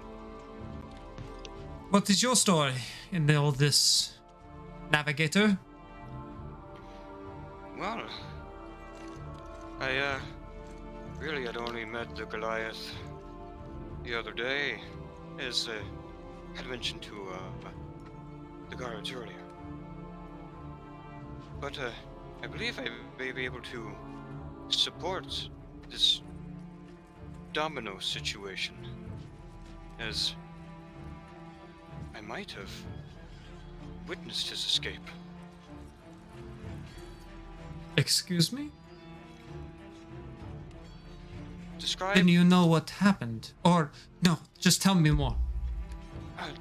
describe this Domino fellow again, I only know his name. I've never met him in person. And he looks over to the colonel, and Yeah. Kai steps up. Well, what do we know about his name? I've seen drawings of him. I've seen a few bards who wrote some pictures. He seems to be a darker-skinned individual in Haxan accent, but I'm only going off of drawings. I've not found him myself. He is an elusive criminal, one very wanted here in Crossroads. But he's never done anything quite to this degree, at least not historically. But his name rings true. I know that one, and I do recognize that he could be of incredible danger to the society right now. Crossroads is in danger. That is what I realize. That is what I know. And then the father begins picking up. I agree. But tell us, you said you saw the escape happen. What did you see? What I had seen, I was uncertain at the time. I was making my way through the district with the Red Church. On my way to said hotel where Astrid had encountered his theft problem. But as I was walking through, I just noticed this individual that meets that description. I believe attempting to sneak out or attempting to be subtle somehow. I see. I know that he was not locked up in any way. He was already outside. What was he wearing? I believe it was I think just a prison uniform.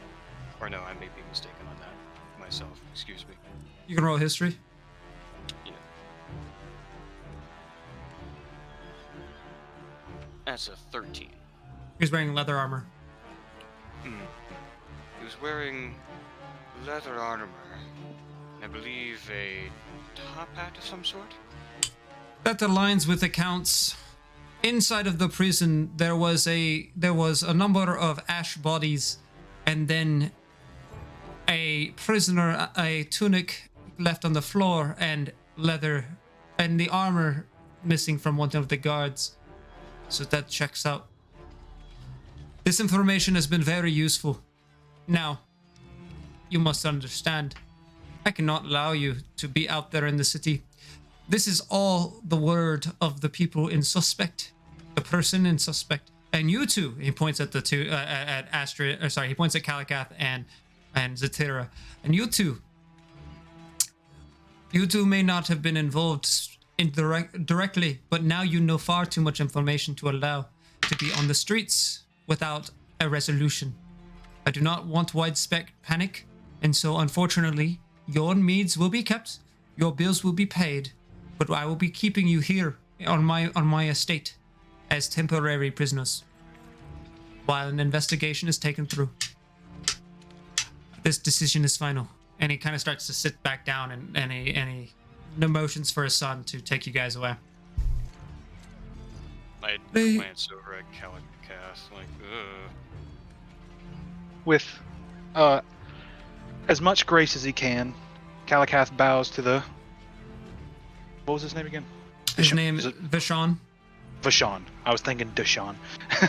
He, as graciously as he can, he bows to Vashon and says, I respect your decision, sir. I understand it might be the best move for your people. My son will guide you then. We'll get things furnished. If you don't mind waiting for a moment. And then he starts to write down, now leave me. And the son kind of comes around and motions for you to follow. I suppose we leave. I turn and follow behind the other two. We're allowed to leave. Yeah, right. And I'll get up last, Yeah. picking up my broken supplies in my fit of rage. And he reaches back. He reaches down onto the table and picks up the broken one, and he hands it over to you. And he's like, truly, I don't mean to. have issues with you on the first day of meeting you. I've met many Well. Goliaths in my day, and it is important to me that we show the people, as well as to Ned, that Goliaths are nothing besides people, good people. What you do and your actions, there will be rumors, there will be spread, and how you react to that is going to determine your character. You are currently defining what a Goliath is for many people in this city. And I only want to help you understand that. And I am sorry about my decision being so harsh. And he hands over the broken piece of pen, or sorry, a piece of broken paintbrush. I don't say anything. I just kind of just shove it in my bag and just leave. Yeah. You kind of put away and you guys stomp off. And opening the door is, Colonel, Kai. And he's like, if you will, follow me. And he begins walking his way down the stairs in some ways. And once you guys get to the center, like the front entrance of the manor, he's like, all right, I'm going to you. He starts pointing over some people. Go grab me, Althard. Go grab me Eckbert, and go grab me Fang. I need them. And there's like a moment of like passing around, and those three show up. Go downstairs, adjust the prisons, make it a little bit more homey. We have visitors who will not be leaving us to stay. They kind of give a nod / looking up at like, oh my god, and then they head their way downstairs. You three will wait with me. Shouldn't be too long.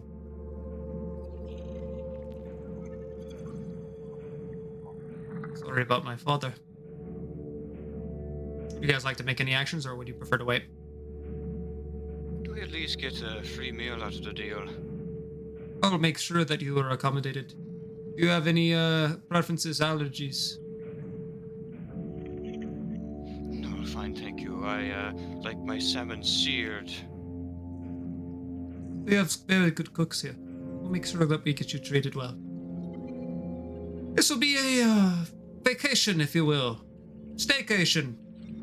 And he gives a smile, a joking smile. Wow, never made being a prisoner sound so appealing. I do apologize. I just like a good few jokes to break the tension. And after some time, the three come back up. Wait, we're done here. All right, if you will, follow me. And he begins walking his way downwards. And as you guys kind of progress, this is in the recesses of the manor, and you guys take some steps. It gets a bit darker. And then you start seeing a light at the end where the guys walk through this open, there's no door, there's just this open, like what would be a door frame. And you guys step through into this hard stone surface, and there's the blue and vibrant white light of the sun coming through these windows that have these, they're like these barred windows. And as he clink, opens it up, you can see that there's four total prison cells, and they're currently opening up 3. All right, one for each of you. And in there's this nice rug. There's this proper bed. There's a little curtain to put for privacy in between each prisoner cells. Seems like some of the stuff was already here, which is a bit nicer for most prisons. There's a toilet that's currently on each stall. Unfortunately, no privacy there. But as you guys progress into each one, yes? Does anyone struggle in their way? Are they all separate cells? They are 3 separate cells, each having their own accommodations, but they're joints, so you can literally reach your hand in and high-five somebody on the other cell. Okay, cool. All right, never mind. Yeah, we're good. All right, so first is Astrid, then Kalikath, then Satira. And before I go in, you said, is Kai near us? Kai is the one holding open the gate, and there's the 3 guards currently standing in the entrance, kind of gawking at the fact that this is even happening. As Kai has the gate open for my cell, I'm gonna put my hand on his shoulder and say, "More painting supplies," and then you'll have no problems out of me. I will see what we can do. Can't promise anything perfect, but we will. I'll send somebody to the market. I'm not too sure. what we can find, but we'll look for something. I'll make a list. Just come back in a few minutes. Very well. I'll send someone else. I have other matters to attend to with the Santiagos today. Fine. And you begin to walk into your cell. Each cell has their own windows that are barred, but you guys haven't looked at it. There's just light kind of coming in there, and each one clink, clink, clink after the other. We'll get food sent down here within the hour. I'll look for those painting supplies. Does anybody else need something particular? Something reasonable, of course. Real quick, was anything taken off of our person? Nothing. Cool, never mind.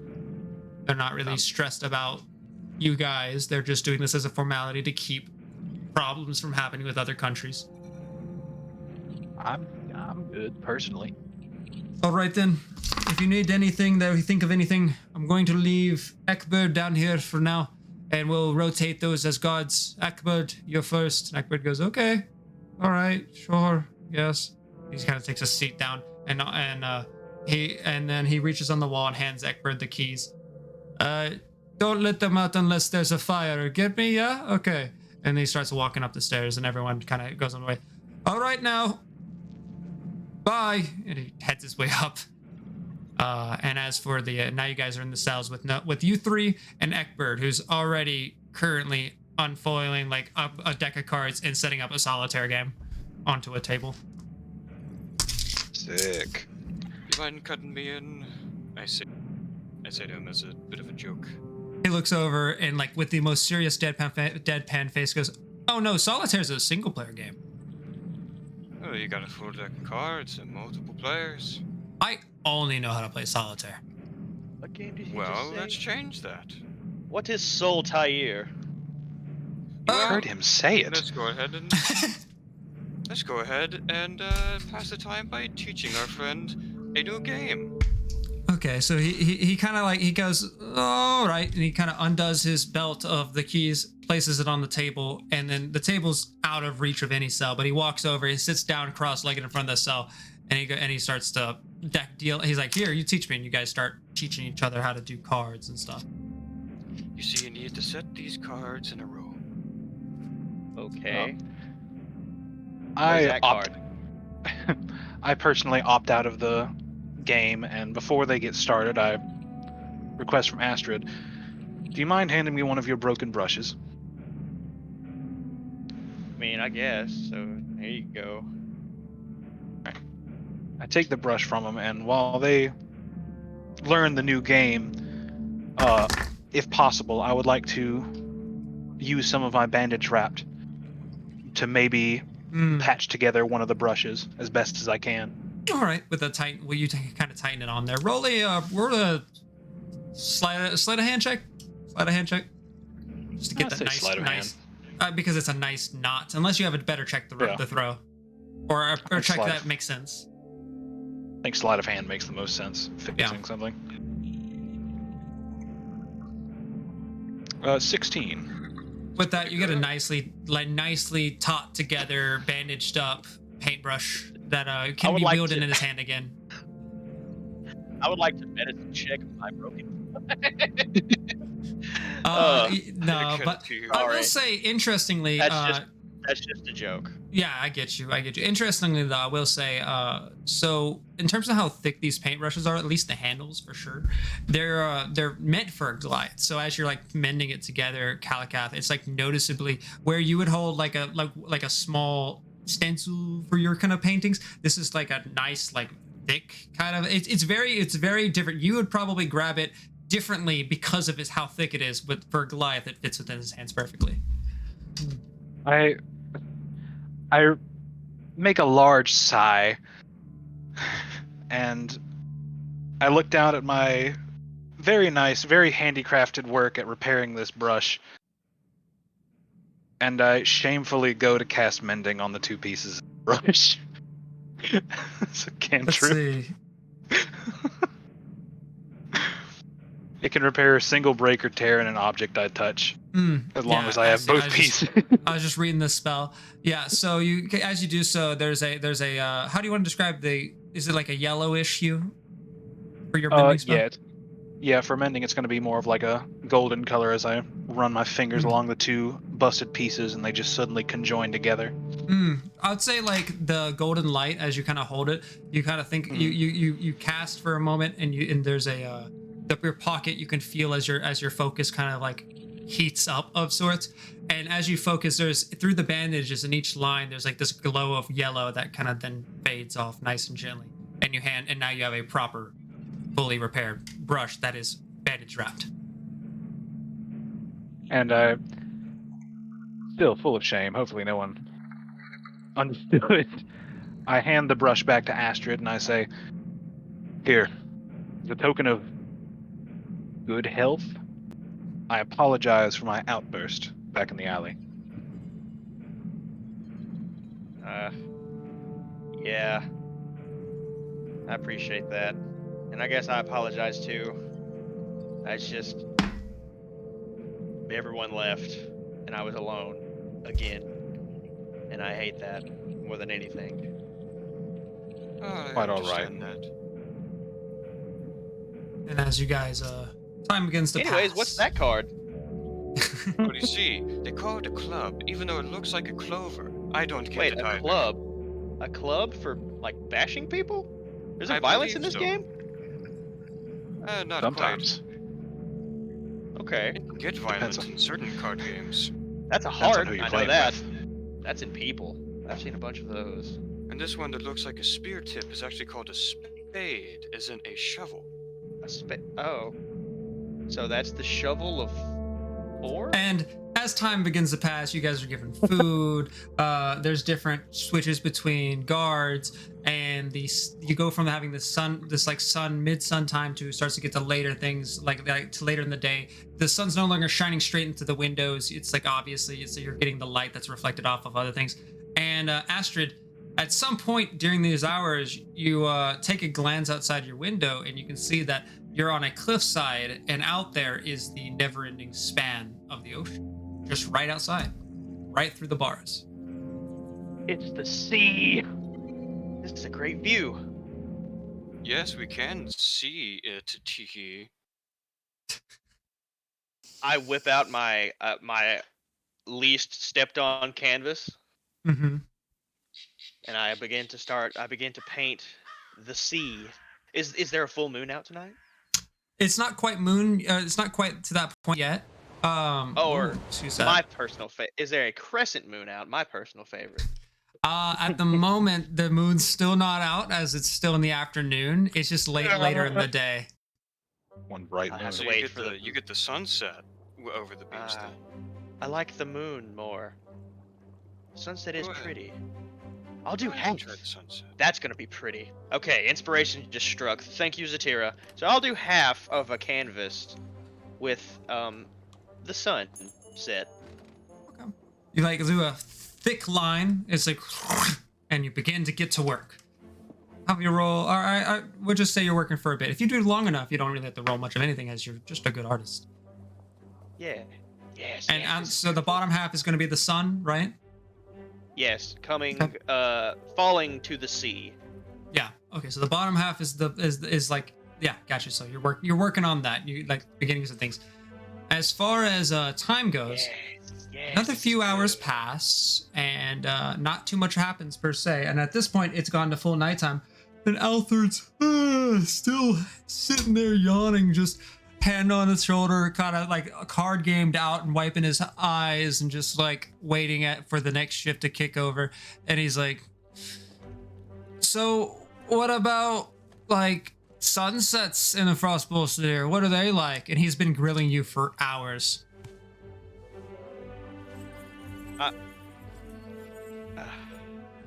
Okay, so the sun is weird up north. Oh, yeah? It gets darker. It stays darker more than usual. Like we have some sunlight, just not as much. Wow. We have statistically, I believe it is 8 hours of day. Right? How? I don't know. Oh my god, I'm sick of hearing about snow. Yes. I don't imagine I wanna they have look much out. else to do with. I want to look out and see if there's is what's my scenery looking like now. So Hey, you got now, any threes? I'll be honest, no, Friend, no. friend, you're in the same room that you were Okay, go in fish then. 4 hours ago. So Astrid, wait, what you said you're looking outside? Yeah. So now it's gone, and you can see a half moon currently, like just a bit like hovering above the what would be the ocean's edge, if you will, kind of like the horizon and whatnot. Oh, that's a good one. All right, I get back to it. Get back to creating the like things. As far as the room goes, it seems to be you guys have the bed, the cot. You guys have the bathroom, which is like just this toilet, which is yeah. And then you have a small table to work on if you guys wanted to, and a wooden chair inside of each thing. And there's a rug on each of your guys' cells. Goodness, can a woman have any privacy? And he starts looking around, trying to figure something out. What do you propose? Turning around, you idiot. There's like a number of people. It's just kind of an awkward situation. He gets a little uncomfortable because I'm gonna, and he takes a step outside the room and closes the outside of the not closes. He takes a step up the arch. I'll be like, I'll be back in like 10. He walks up because he's uncomfortable with that idea. Well, it goes for the rest of you. Where do you want me Yeah. to go? Maybe to the other side of your cell. Turn around. Little and lady, face the I am corner. trying to make a masterpiece. I do not care what you do. So I keep your eyes on it, and not over here. Happy little star right there. That's all. That's So- As far as the toilet goes, it's more of it is a chair that's properly placed, and then there's a hole in the bottom of it. And what you can see is that there's actually the sound of rushing water that's going from one direction to the other down there, and it's like this constant stream that's rushing through. I've had to listen to this for the past couple hours. Goodness. And you do your Yeah. business and whatnot, and you guys are still within the confines of the cells, but no one seems to have come back down just yet. And now that she's done with her business, and that guard is still gone, right? Yeah. I will lean over, like, to the. I think Astrid's cell is like closest to mine, right? Yeah. Well, no. Closest to you is Calicath. Okay. Oh. I will lean over and whisper to I guess both, and say, "So, that vine, apparently, is it really a weapon?" No, it is not a weapon. I have no clue what weapon he was talking about. Then what the heck is it?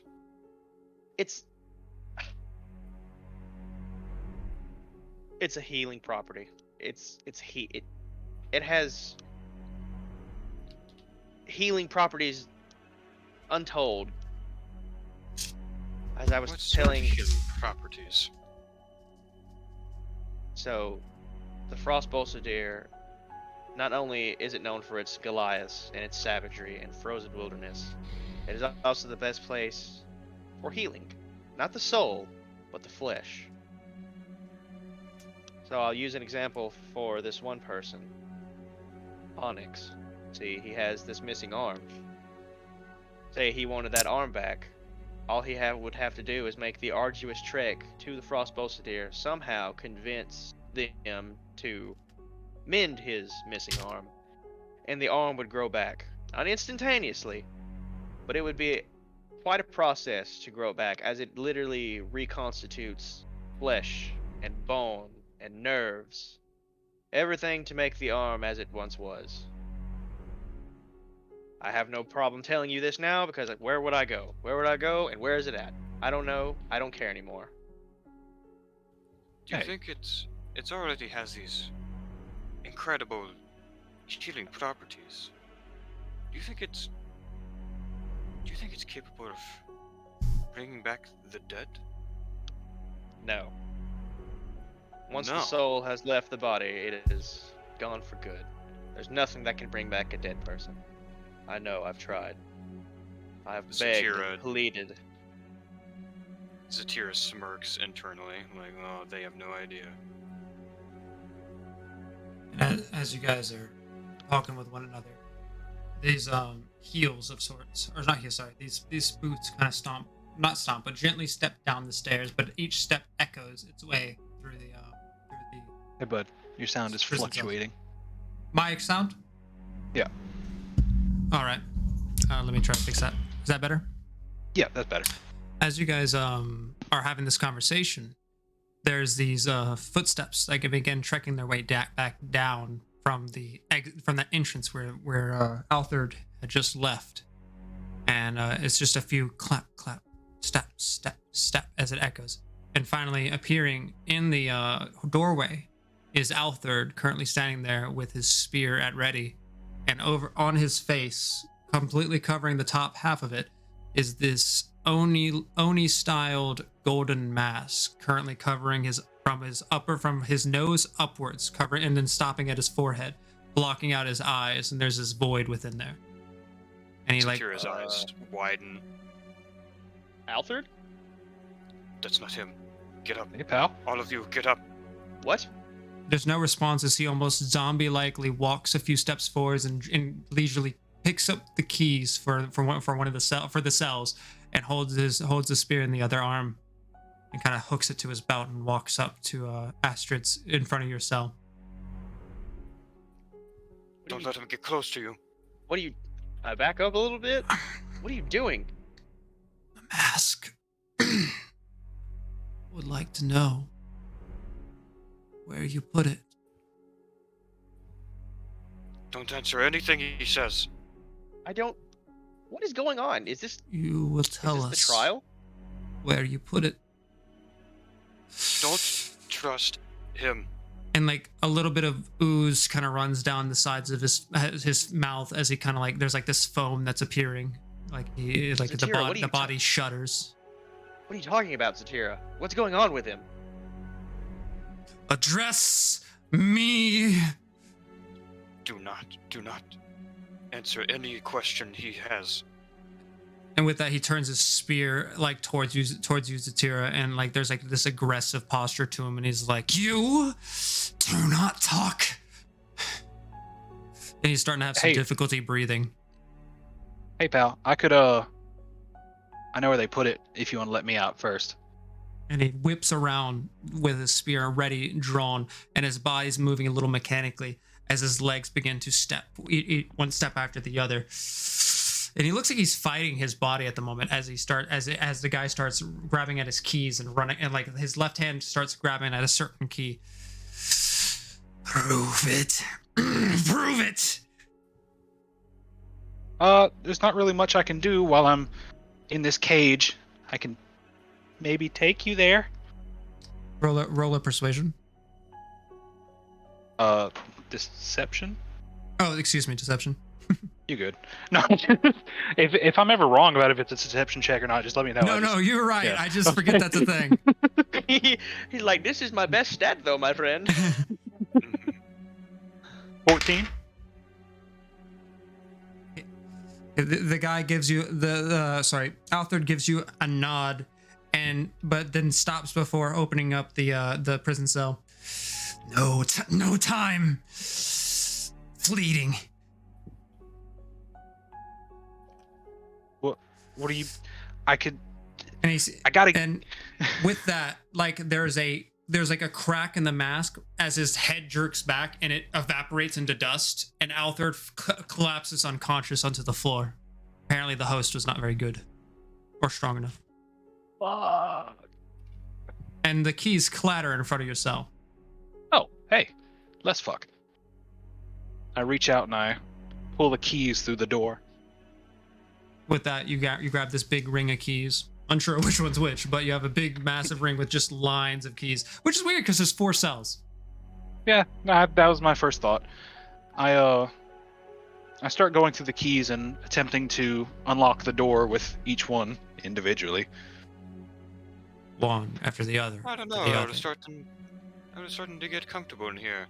Also, why are we leaving? Listen, I don't know if you're blind or not, but I saw that. Astrid, did Oh, you see yes. that? I am well aware of what that is. And Yeah, honestly, Seem to be the most concerned we're about it, within the Zatira. home. What is this? What was that mask? Please? As they talk, That- I continue trying the keys. that was a gold mask. Mysterious order that operates by controlling people. What their goal is, I don't know. But it can't be good. And whatever it is, they want that vine. Always the vine. And when And at that honestly, moment, there's a We're click probably as, the safest right in here. as you get the right key. And I turn to Zatira as I open the door and I say, yeah, that looked super safe. You know, I was about to thunderclap him through a wall, right? Oh yes, you would have been justified for sure. And I stop as I open the door and I say, be honest, do you actually think they were going to let us out of here? No. Okay, cool. Alright. As long as someone else agrees with me. And I go through and I unlock Zatira's door and then Astrid's. One after the other. Each door is unlocked. In that hallway, it's this dark stone all the way until the end and to the right, where there's this big grate, like a large metal, like multiple like rods after rods of a grate. And then on the other end of the door, other end of the hall, is the table with the small lantern that's lit, and then this upwards stepway back into the manor. Can I keep the keys? Yes, you can. keep the Yeah, it's keys. D&D. I keep all of the keys. Keep the keys. Alright. I'm gonna be honest with you two. I don't have a plan from this point on. Well, I wonder how much Lord Cohee's guard knows of the gold masks. And if I want to go check they to can Alfred also be while they're still infiltrated. talking. Sorry, what was that, Zatira? And then I'll go to Astrid. Sorry. And if their guard can also be infiltrated, I wonder how many more there are we just haven't encountered yet. This won't be the last time we see of them, that's for damn sure. And what were you doing, Astrid? Checking on Alfred? Alfred, you kind of bend over him and you check his pulse. He's still breathing, just kind of like hurriedly, and his like things. But you notice that like his eyes aren't closed, and as you like wave your hands over, his eyes do dilate and undilate, and it's almost like he can see. He's just not moving. Alfred. Snap a little bit in front of his face. Alfred. Just this Hello? little bit of Too, foam yeah. rolls off of his cheek. Okay, that's never good. Hello. Hey. Can we make a medicine check to see if he is Yeah. suffering from a seizure or some sort Yeah. of other Yeah. phenomenon? I'll have you roll medicine. I will attempt a medicine. That's an 18. Pachow. That's really good, but as far as Zatira's knowledge of medicine goes, he's doing all the things that people check for healthy. He might be paralyzed. That's the best you can discern. Hey, buddy, if you can hear me, I want to let you know we're not breaking out. We're just scared. I turn back to the other two and I say, I think we should just break out. Break Should out. do so carefully, as there could be more. Ugh. Yeah, it's not going to be Man. the hardest to identify them, I don't think. No, This is- they like to make themselves known, but not known at the same time. This is not good for me. No, I Not can't good for say it any of is. us. Definitely not good for what's going to happen to the Crossroads. And you guys can hear this jingling of like some kind of like maybe like keys on cloth or metal on maybe a hilt in a sword. Ding ding ding ding. But somebody's walking their way towards this general vicinity, maybe down the stairs, but not quite yet. Should we see if it's an actual guard?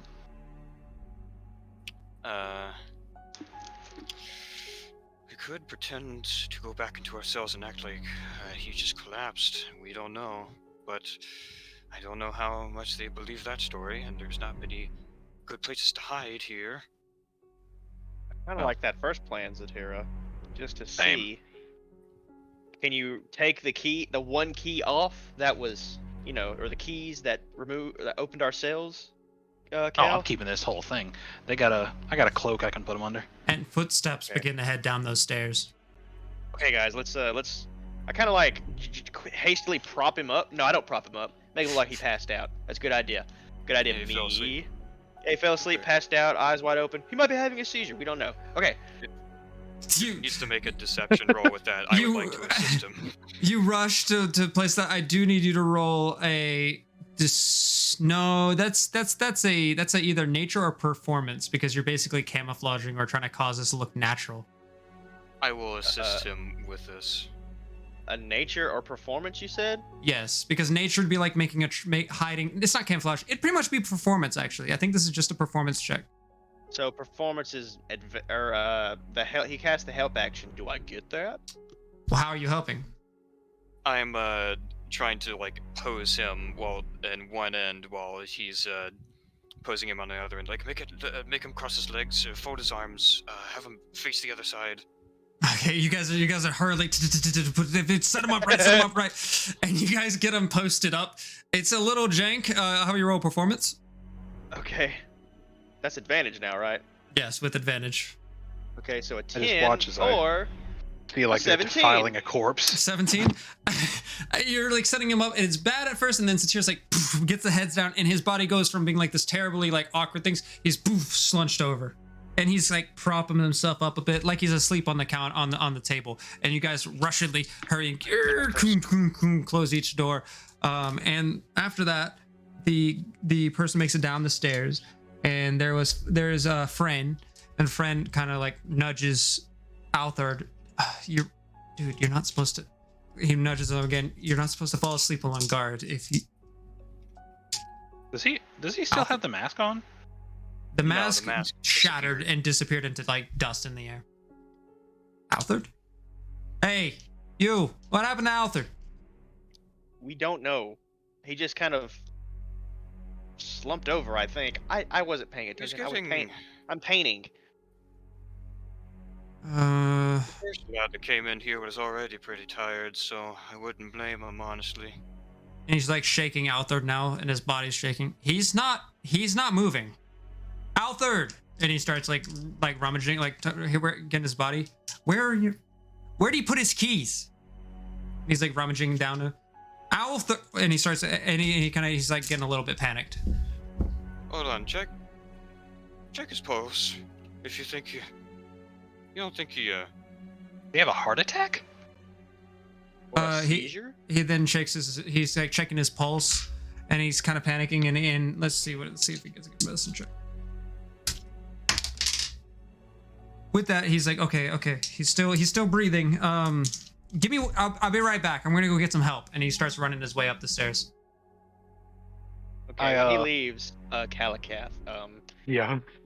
dude, Do I we need to do something with those keys, man. It's I was not gonna about look good for us. do I remember which keys lock the doors? I'd say no, not likely. I don't think. Test which one like right now and see which one is like a proper fit. Does it one key lock all the doors, or was it different keys? One key did unlock all those doors. Okay, as my door's shut, I start testing all the keys very quickly. It's you're going through each one. There's a large No rattling going chink, on. no chink, no chink. Yeah, no you guys chink. got some time. Anybody else doing anything? I don't think we actually had our doors locked, unless like they auto lock as soon as they shut. Mm-mm. I'm They're just all- gonna have ready a hidden dart. All right, and eventually you Just- find the key just that locks for- it, Calikath. I pull it off the ring, and I hand it quickly to Zatira. Said, All "Lock right. your door! Lock your door!" Okay, I will lock my door and then I will pass it back. Pass it to Astrid. Pass it on to Give him, Astrid. like, the- Astrid, you get a key. Hurry up motion. Yeah, lock the door. I lock the door. And And Wait to hand it back to me. it's not too long later until a number of people reach down. There's a couple of faces you guys haven't seen before. Sorry? Before they, is there one more thing I can do before they do that? What's up? Did Astrid hand me the key back? Yes, I didn't know how much did. time we had in between. Yeah. Okay. I did. As he hands me the key back, I take the ring of keys and I sling it underneath the table that he was at. It just rolls its way. And it like stops at his boot. Yeah, pretty much. I have Perfectly to hide the stealthy. key back in my cloak, and I just continue on. At this point, 4 people make it down in a hurry. It's Frayne followed by 3 other faces that you're not familiar with. One of them is posted up with a number of like nice weapons. Like he's got basically 2 swords on his belt, and the other one's looking like some kind of priest of sorts. And they kind of like rushedly hurrying and working with him. There's a call out to be like, oh, do this, and there's a bit of a motion of panic happening right now. No one seems to be paying much mind to you guys as they're rushing about. What's wrong with him? Trying to figure that out.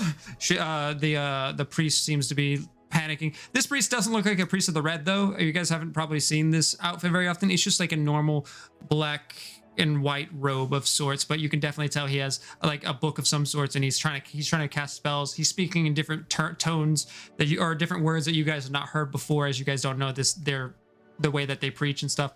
And he's just pressing to try to bring this person back. Did anyone see what happened? He's not hurt. What happened? He just came down, he took his post, and then he passed out, it looked like. And with that, like they're rushing about. Let's see here. I speak up over the bars and I say, I think I saw something on his face, but as soon as he passed out, it vanished. I couldn't really make out what it was. It looked like a mask, maybe? There's like a bit of confusion, and some of that's kind of like brushed off as like it doesn't really click with anyone of any meaning. They're just like, that's weird, and they keep on running. There's a bunch of panic happening, and then almost all in sync, there's this moment where like each of the bodies, like some people are bent over the guy, like given like spray the priest is. The other guy with the swords is kind of like scratching his head, like what's happening. Fibble is currently there with his hands on his shoulder, on his waist, and the other guard's just standing there like, what do I do? What do I do? What do I do? And like in that moment, they all kind of like stop. Like everybody just kind of has a moment where they just stop, and there's like a freeze. Oh shit. Oh dear. And with that, almost as their faces turn to hit you guys, there's 4 people all with masks. Do we still have all of our gear while we're... You guys do have all your gear. And with that, I would immediately recognizing that, I'm like, oh fuck, I take out my thieves tools and try and fiddle with this lock. you're trying to get Ow. the lock. And with that, I want everyone to roll for initiative. Fuck. No! All right now, All right, Zatira, Paul. you're the one with the key, yeah? Yeah, it was- my thieves tools. It was the Alright. key was passed back to me. Yeah, he has the key, and then he tossed the ring over, and I'm using my thieves tools to pop my cell open myself. I got a Okay, 17. got you. All I right. got a 20. Give me one. I'll ask it for you guys in 1 second. Just get it rolled. Oh yeah, go ahead. Hey, we both rolled 20 initiative. Right? Yeah, what's Now your, you have what's your to dex? kiss. What's what? What's your dex modifier? +1. Okay, so I get mine's a +2, so I think that means I go just Okay. ahead of you. So I need anybody that's above a 15. Who are you? Me and Zatira, or well, actually all of us. All of you? Okay. All right. So Astrid, what was your number? 17. All right. Kalikath. 20. All right. That's gonna make Zatira. I'm also 20, but I think since my dex bonus is higher, I think that means I go just before. That's right. All right. So with that, the 4 people, their figures turn to you, each one with the golden mask currently locked up over their face and over their eyes and over the bridge of their nose. And first up is Zatira. All right, I'm going to try to pop my cell open Okay. with my thieves' tools. Oh, I see. I'll have you roll a sleight of hand check on that. That Oh. will be an action. I rolled my thieves' tools as the skill itself, That works. That works. and I got a natural 20 for a total of 24. Let's go! And Natural 20! In your panic, you kind of like jabbed it in there, and it seems like it didn't get properly relocked. And click, you're able to swing that door wide open. But that is your action. Right now, there are 4 Alright. people blocking. They're all in the exit, the exit little archway. They're all completely blocking the hallway. They're blocking the hallway, and you're at the end of the hall. There's the hallway. There's that grate that's to your immediate right, and then to your left is the end. Like that's where the hallway goes, and you can see 4 figures, and beyond them is the exit door. Okay, so yeah, they're blocking my way out. Yes, they're blocking. There's 4 people blocking way out. Sorry, I was just trying to give you the full picture. Okay, how close am I to Kalakath's cell? How close are you? You are Kalakath's cell was the middle one, so you're about 5 feet from walking to it. It's like right next to it. Okay. I will ready my light crossbow. I will have it, but I will not fire it and say, "Get ready." Okay, and you do know that you won't be able to fire it because you did use your action to unlock the door, right? Yes, I'm aware. Okay, gotcha. I'm not firing it. I was just making sure I was understanding the ready action. Gotcha. All right, with that, you got your crossbow. You got your crossbow pointed. Mm-hmm. All right, that's gonna make it Kalakath. Your turn. So remind me again why we're opening these doors, and I pull out the key and say, "I'm the one with this. I don't think they can get in." No, but they have spears, which can reach through our bars. So let's not know what? be cornered rats. It's a good point. Would unlocking the door take an action or a bonus action? Because you have the key, it's a bonus action. Dick nasty. I'm gonna go ahead and unlock the door. With that, you swip the key and you click it to the right and you swing open the door. The key's still in the door as it swings all the way open. What would it take to take that back and pass it to Astrid? It actually swings towards Astrid's cell, so it swings like the grate opens up. It could be reached by Astrid right now, as it's still it's lodged in the door, and the door swings open and hits the edge of Astrid's bars. Very cool. All right. Let's see. Are they within, or are Astrid and Zatira within 15 feet of me? Yes. I was like 5 feet away from yourselves. Oh yeah, that's right. You said that. Yeah. All right. Is there an enemy directly in front of the door? There's 4 enemies directly in front of the door and an unconscious body as well. Very sick. I draw my longsword with both hands. All right, pull out that dual handing the longsword in front of you. Mm-hmm. And I take a swipe at the one closest to my door. All right, how you roll to hit?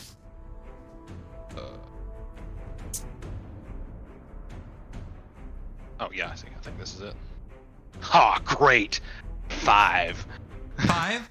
As you swing, you kind of swing early, and you do a full like throttle swing, like go all the way through, but you don't quite hit them, and they kind of don't move, and you swing and hit the bars that has Astrid in it. Ting! Sorry. Hey, watch it, man. I'm a magic man. My bad. All right, And is that your turn? I back up into the corner of into the back wall of the room as far away as I can from them. And that'll Okay, end so my you turn. go down the hall to the back of that, Or or are you talking about back of your cell or back of the entire hall? the back of my cell. Okay, you head to the back of the cell. It's about 10 feet back, somewhere around that. All right, Astrid, your turn. Okay, I would like to snatch that key out and unlock my cell. You go swing, grab it, and then bonus action, unlock it, swing it open. But there's 4 people practically at the exit of your cell. Okay, do I have an action? Was that my action? No, you do have an action. That was your bonus action because you had the key. Okay, great. Poor dude should be no problem for a big one like you, right? Like yeah, the more than bar. likely. Okay, I would like to strike the closest one with my quarterstaff. All right, quickly roll to hit. Okay. 21 to hit. 21 does hit as it cracks against him. How much? Roll your damage. 5 damage. 5 damage as you kind of whack him in the face. It hits into his helmet, but you hear a ringing woo as it hits him. Okay, I in my turn. All right. That's gonna make it his turn. The guy who's ringing takes a few steps back up, and like he doesn't like do it. Like his right hand has his weapon drawn, and his arm kind of like awkwardly flings itself forwards as he swings, running up to try to hit you in the chest. It's not even like a full like proper swing. It's like his arm just gets pulled towards you. Does a 9 hit? No. With that, you kind of take a quick duck as it swings too high and doesn't quite hit you.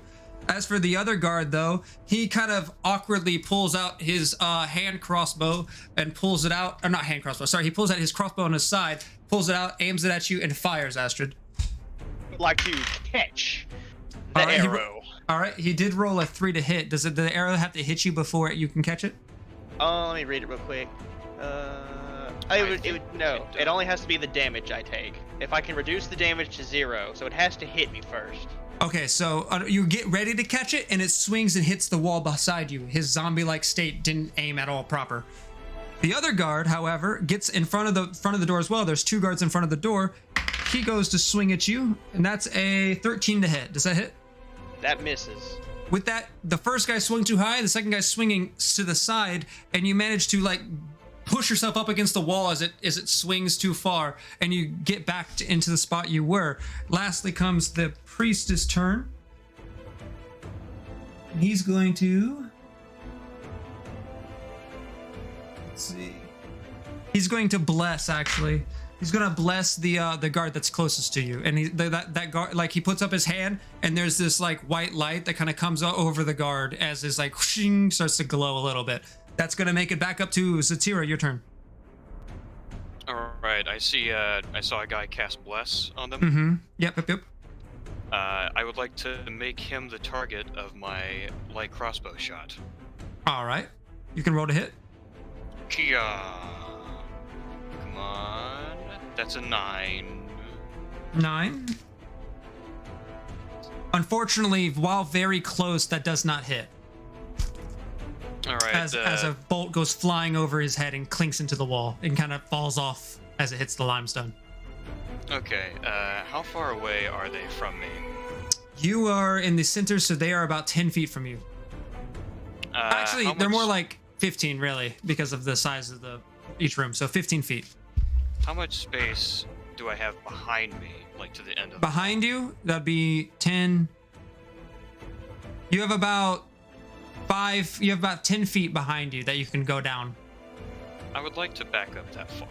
You back up that far, and at the end of the hallway, there is basically 5 feet of space and then 5 feet of this big metal grate. And underneath there, you can see this rushing water kind of passing through. Oh, do I notice a way to open that grate? That grate can just be lifted if you're strong enough. It's no locks, nothing. Interesting. I'll save that for later. That'll have to be my turn for now. All right. Kalikath, your turn. Is there someone directly in front of my door? No, they're basically all in front of right now Astrid's door. There's 2 right in front of Astrid, and then 1 behind those 2 with a crossbow, and then 1 in the very far back left, which is the priest that's currently casting. And the priestess mask looks a little bit different. Where the others are like Oni, his is like this soft features and stuff. As I say out to everybody, let's keep in mind they're still living people. They might be able to be saved. Kill them if you have to, but take that as you will. The first one's time ran out. Hopefully the same will apply to these ones. Hey, that's not a bad idea. So it's And a waiting game. I Hopefully. turn my head towards the one closest to Astrid's door. Okay. And I would like to cast Hideous Laughter on him.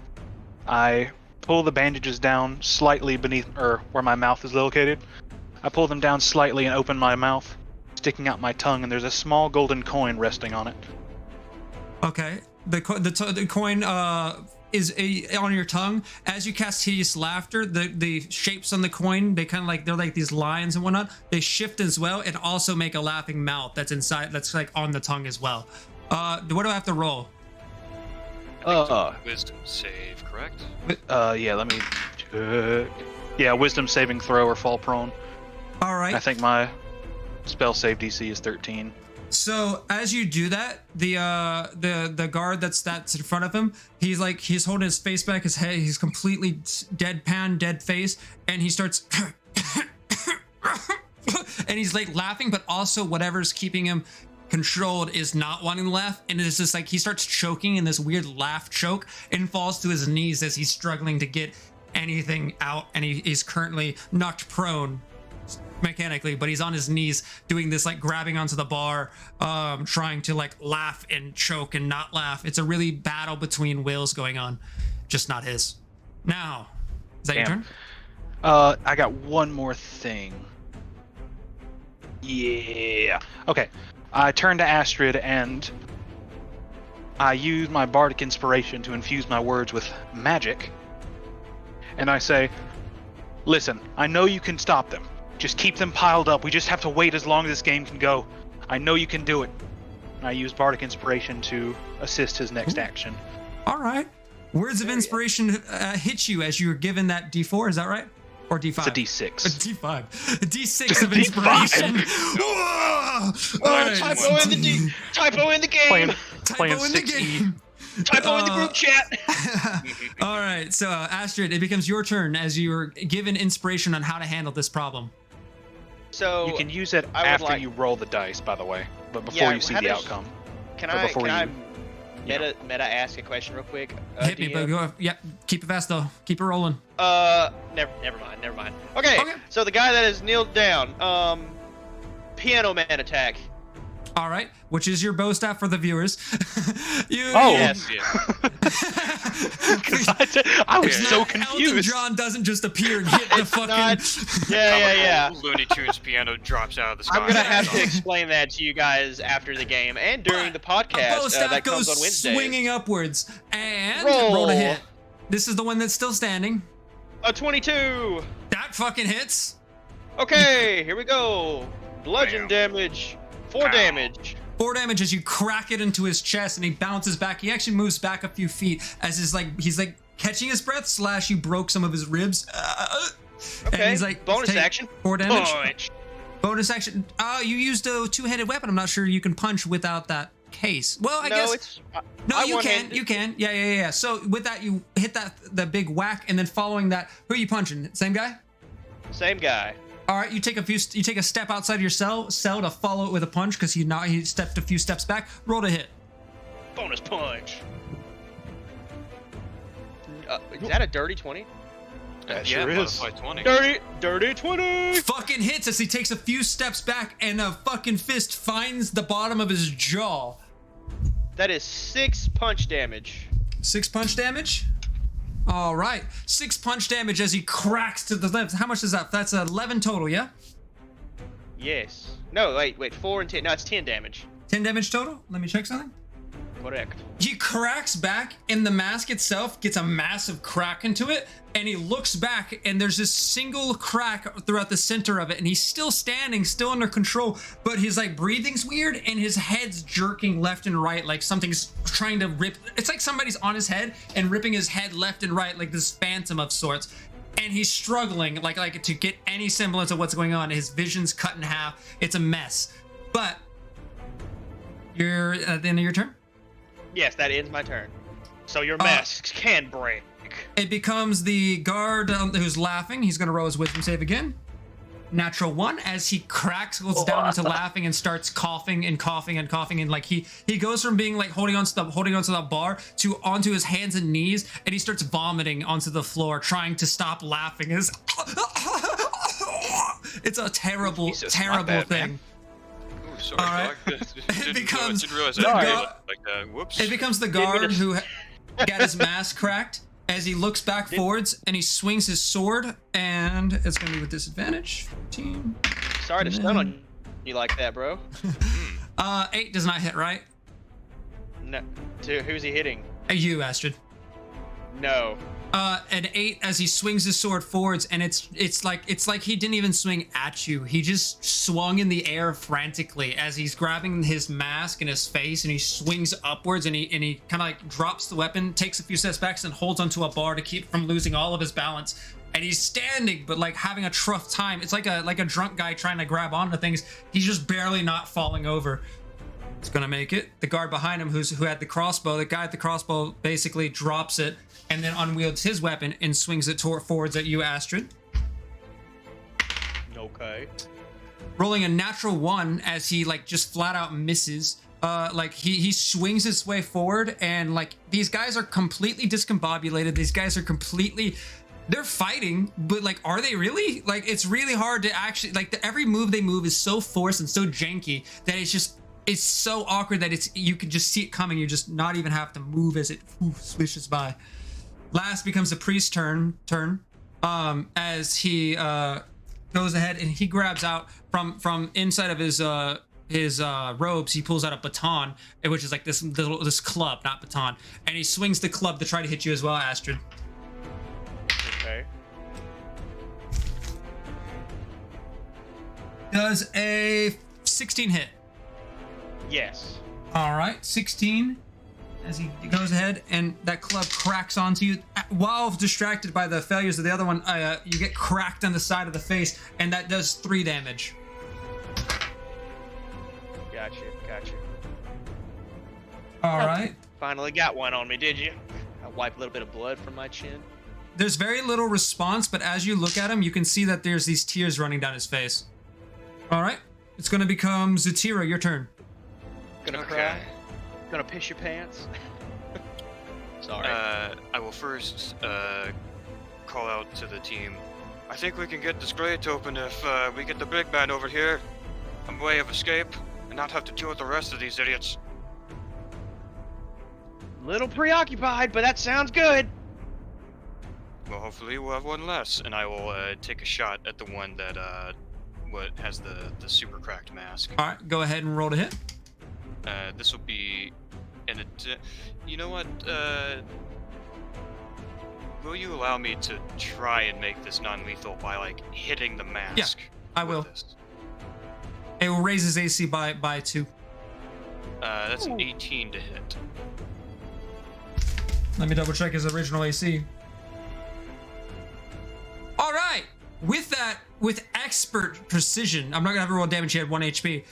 With expert precision, the crossbow finds his mask and cracks off of it and bounces off. And with that, there's a shattering before the whole guy collapses instantly onto the floor. He slumps over, basically on top of the original guy who was down, which was Althard. And currently he's laying on top of him. And like there's this he falls over. It was really well placed shot. The bolt clatters onto the ground just a few feet past him. Well done. Thank you very much. Calicath. Oh wait, no, Zatira, anything else? That should be my turn. All right, Calicath, your turn. All right, let's see. Hold on.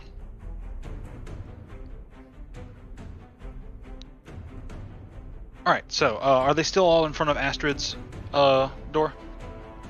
They are. Well, one is in front of the door. The other one's not quite in front of the door, but still next, like surrounding him on his right. And then the priest is they're all clobbering him. There's 3 people just around him. Is there any way he can get out to Zatira's room? He can in this wiggle his way situation? through these guys. If they were more calculated, or if they were like a group of soldiers, they could block him. But he could wiggle his way out. He just would take opportunities of attack unless he disengages or does some other action. Gotcha. How much bigger are these folks than me? Not much. Like one's about your size, and the other one's just about 6 foot. And the last one's the priest. Who's the priest? He has a slouch, and like his actual height, you're not quite sure, but he's smaller than you are. Cool. Is there any way I can position myself in the hallway facing them, but stay 15 feet away from everyone else, my allies? Say that again. Is there a way I can position myself in the hallway, but stay about 15 feet away from my allies? Not for the fact that Zatira's right, but I mean, not with being 15 range of the enemies, if that's what you mean. because like Yeah. Okay. yeah, you can't do that because like they're I didn't know surrounding how him wide on- the hallway was. Gotcha. Okay. Cool. All right. The closest one to me, I would like to sprint at him and shove him as hard as I Alright. can. Roll an athletics Hey, check. take a shove action. Ooh, roll the athletics check. 18. I didn't like that. I didn't like 18. that. Ooh. He rolled a 9, so you shove him, and his body, like, these poor guys, they're like not even the Talk push. violently. It's like pushing through water, like or like air. He just crumples over, even in his armor and stuff. It's like he pushed over a tin knight, and he falls over, toppling onto the next guy who has to stop and catch him, which is going to take his action away.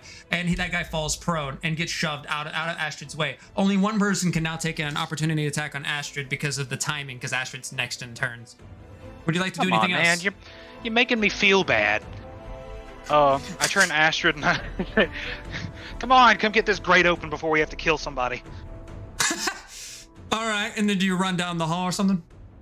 Yeah, actually, I'm gonna move as far back towards the Tira's room as I can. There's a shove. It's like a come on, and you go running your way down to the end to where the grate is. Tira's currently standing over it, looking down and all that stuff, but he's not on it. She's not on it. Excuse me. All right, is that the end of your turn? Yeah, that's the end of my turn. Astrid, your turn. Okay. So I would like to also push down that the only one that's standing up. All right, there's one more standing up. He is the person that got knocked down was one of the guards, and then the priest is catching him. And lastly, there's one more guard to your right who's standing up right outside the bars, the gates. But you can try to shove him if you roll in athletics.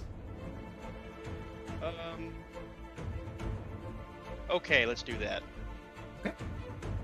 Here we go. Athletics roll. A 9. A 9. Don't forget, before you say anything. Oh yeah. You do have I'll inspiration. I'll use my inspiration for a D6. All right. Oh yeah, he Okay. has bless. A 10. I rolled a 1. you got a 1? Oh, For yeah. the- Oh, 10. the 10. inspiration. For my die, D6. For my D6. He rolled a 4 plus 1 plus 2, so 4, 5, 6, 7. So he rolled a 7 as you shove him, and Oh. his Well, dang it. shoulders go forward, and he comes collapsing downwards onto his back. And he whacks his head onto the concrete, taking damage. Oops. Anyways, I run to the grate. As you're running to the grate, they're like the priest is trying to get the other guy. He shoves him up, and he gets up. But by the time he's up, you're already on your way. You make your way to the grate. Okay. And I don't really have a bonus action I can do, Yep, or can I use a bonus action to try and lift the grate? that's gonna be an action. Okay, never mind then. I end my turn. All right, that's the end of your turn. As we move back up to the, no, not back up. It goes to the guard's turn. So the guard who got pushed back up, he's going to come running at you. He goes barreling his way down, his sword in his right hand. He swings it outwards. Ooh, this one was a 7, 8, 9, 10. This one was a dirty 20 as he stabs it into your back shoulder, Astrid. 6. All right. Much. That's 4 damage as the blade cuts through your shoulder and kind of like just gets you in the back as you turn around and he's there. And that is the end of his turn. This was the guy with the 2 swords, not the guy. Oh, bonus action. Sorry, bonus action. He's going to swing again because he has 2 swords. But with the second one, he misses. Okay. All right. That's going to make it the priest's turn. As the priest is going to, he can't quite make it as far because he had to help the guy stand up and all that jazz. And he moves a little bit forwards and he grabs his club and throws that shit. We're going to do this with disadvantage. Improvised weapon. He throws it at me. He just throws it down the hallway, really, with no particular goal. And, Okay. he swings it into the group, and it just kind of clatters into the ground, not making it all the way to you. What an idiot. Nice throw, All you right. zombified freak. Now it becomes Zatir, your turn. I yell at Astrid and say, "Hey, pick it up, big boy. We need you to move this grate." Want me to move your turn below Astrid's? Yeah, and I will hold my action to fire at any one of the dudes that, or maybe primarily the priest. The broskies. Should they try and attack him? Okay, they don't have a turn before yours, so before Astrid. So if you want to just move your turn down there, because if you hold your action, you lose the ability to hold your turn. Yeah, I guess I could just fire it now. Or you could do that. That's up to you too. Yeah, I'll just shout it saying like, "Yo, hey, hurry up!" and I will shoot at the priest. All right, roll to hit. 17. 17, that hits. And he 6 piercing. 6 piercing. As the crossbow finds him, it goes, and there's like a moment where he doesn't move, and then like there's like that white cloth that was there begins to get stained with a crimson. Okay. And he kind of like slightly looks it down like his head, but his eyes are locked on you. Don't pull that out. You'll live longer with it in you. Right. And then that's my turn. Calicath, your turn. How kind of you. Is everybody in the room? Like What in do you the is everybody in like the prison cell where the grate is, or is it in the hallway? Oh, everyone's in the hallway. The prison grate's in the hallway as well. It's at the end of the hallway. Oh, You okay. guys, Yeah, it's at it's the a end of the 5 hallway foot where by I'm 5 standing. foot. It's pretty big too. Gotcha. Okay, I thought it was in the room. All right. Let's see. I put my hand on Astrid's shoulder, and I once again use Bardic Inspiration, and I say, "Listen, man, I'm not trying to rush you, but I know you can lift this thing. You're a big dude. Hurry the fuck up, please." Okay. That's as good of an inspiration as I can give at the moment. Got you. I've never Give him felt so one more- powerful. You're right. I do need to hurry. It doesn't matter what my words Oh are, my they got power. god! Power And that time makes it limit has made you Astrid's stronger. turn with the loud. Yeah. Oh, not Astrid. Excuse me. You were getting in the vibe. No, it is Astrid. That's the right name of the character. Anyways, your turn, Justin. Did you have anything else, Kath? That's it. That's the end of it. All right. I go to lift that grate up. Let's roll that strength check. Strength. Strong. Let's roll this. Okay, hold on. Here we There's go. athletics. Strength check. That's a save. 7. That's wrong. Wait, that was a save. Wait, crap. So It won't let me roll a strength thingy. so take what you rolled. The athletics skill. Yeah, take what you rolled and Oh. add your athletics Well, modifier. I'll roll athletics then. Here we go. Okay. You're supposed to roll. Yeah. Okay. I got a natural 20. Yeah. The modifiers are different, so it. All right.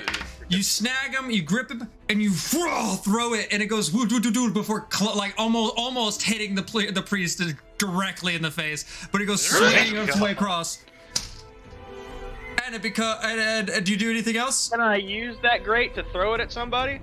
No, you did. You threw if you want. You could. You threw it, and it almost made its way towards the. It almost hit the priest. How far you threw it, but you. I didn't. How about the guy that with the 2 swords? Yeah, it's a bit. No, we're trying not to kill them. Okay, never mind.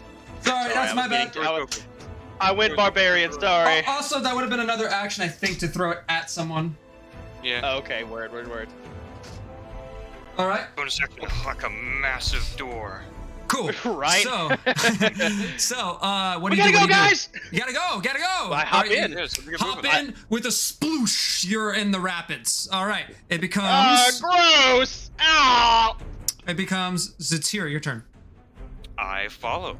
Sploosh! Immediately hit by a massive amount of salt water. All right, Calicath, your turn. What? I look down in it and I kind of like tug at my bandages for a minute and I go, oh. And I jump into the water. Sploosh! Number 3, as you're hit by the ocean water. And we're going to take a moment and do our bathroom break. We'll see you guys very soon, and I'm super excited to continue. Heck yeah. Heck yeah, guys. Woohoo! Wahoo. Let us a Wahoo go. indeed. It is a me, Mario. Mario. Hopefully That's fun. we don't run into what I left in the toilet earlier. All right. You Jesus. mean your rapid amount of demon piss? Yes.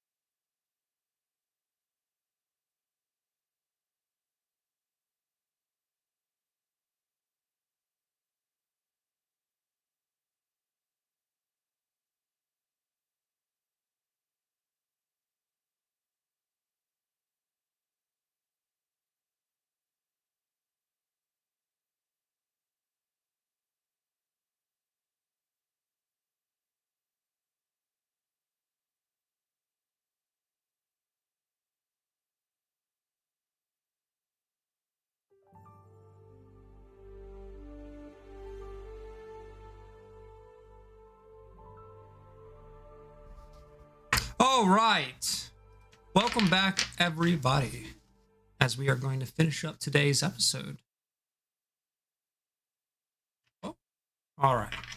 So, where we left off, we were hitting sploosh, sploosh, sploosh into the sewer system of Crossroads. Now, give me just 1 second. We'll get ourselves rocking and rolling.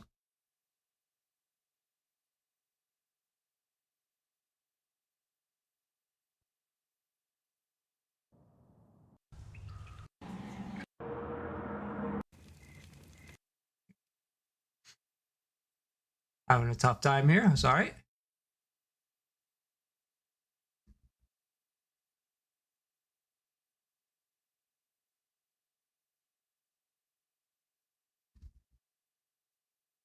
Well, this is awkward. We're having some issues.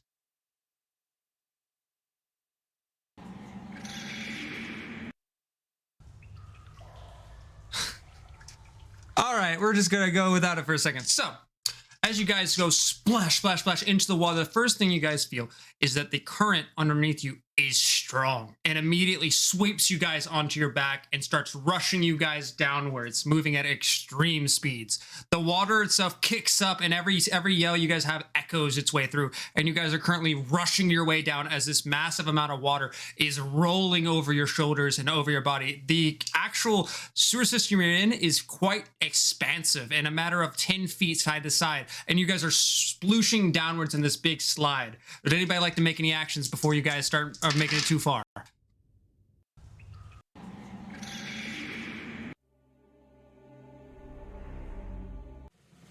All right, you start bracing yourself as you kind of Zatir's kind of get himself ready. Astrid, you're currently like slashing side to side. You doing anything?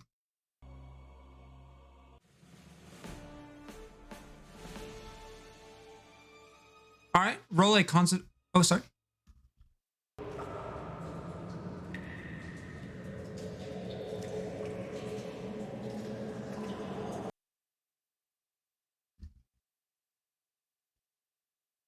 I got you. So you're trying to swim up to the. Now you were the second one in. No, you're the first one in, right?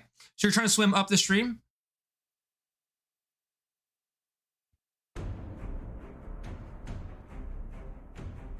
All right. So as you're splashing your way down, crackling your way, you kind of hit your back as like you're moving at a good few miles per hour. And I want you to roll a strength check to try to slow your speed so the people behind you can catch up. Athletics, yes, please. 12. You're slipping and sliding and you're grabbing onto the ground, and your hands, you kind of feel it, like you can feel your fingertips that you're gripping onto the floor, like kind of like rubbing against the concrete, and it's hurting a bit. You let go of that for a second. You run your shoulders and your elbows down to try and slow down your descent. It works a little bit, but not enough to actually slow yours down enough for people to catch up, or vice versa. And you guys start splishing down, and at this point, you get this big poosh as you guys hit to the next level, and you realize that the 10 feet. Oh, we can't hear anything. Oh no! Thank you for informing me of that. Everyone, try talking. Hello. Hello, hello. Hi. So Astrid, I'll just reiterate that. Thank you so much for the Onyx. You are fucking amazing. You're a G. All right. So Astrid, as you're sliding down, you slam your shoulders into that. You're trying to stop your momentum from the water rushing over you. You kind of like feel like hitting your head, and you push your head up. It's going over there, and you did not slow too much as you start sliding down. At this point, the 10 feet long. He says he still can't hear us. No. He's going to be on a delay. I can see that the audio is coming through. Okay. We can wait. Yeah, he said, okay, that's better. Yeah. We're good. Okay. We're good. All right, let's As that continue. happens, you guys drop off a small ledge and hit to the next part. And this time it goes from a 10 feet long, like wide side to side, to a 50 feet long side to side. You're in this massive room, and there's several different tubes that are pouring water in as you're on this still going down incline, seemingly wildly down, as you're starting to pick up speed. And forwards, there are 4 different tunnels that you're currently. And Astrid, you're currently like leaning leftwards, almost hitting into the second tunnel. There are currently 4. All right, and everyone sploosh, sploosh, sploosh. Everyone's rushing down. There are 4 tunnels. I want you guys to roll D4s. Ah, shit. 4s. Yeah, it's Yep. the die of dicketry. The die made of its return. dicketry. Oh, no. Uh-oh. I rolled a 3. You rolled a 3. Astrid, where are Yeah. you going? I guess I'll go. No, it's your dice. It's your what'd you roll? What'd you roll? Oh, a 4. Okay, you're going to the 4th tunnel as the water's pushing you in that direction, and you kind of get pulled that way. Zatira, where you're heading? I rolled a 1 on my die.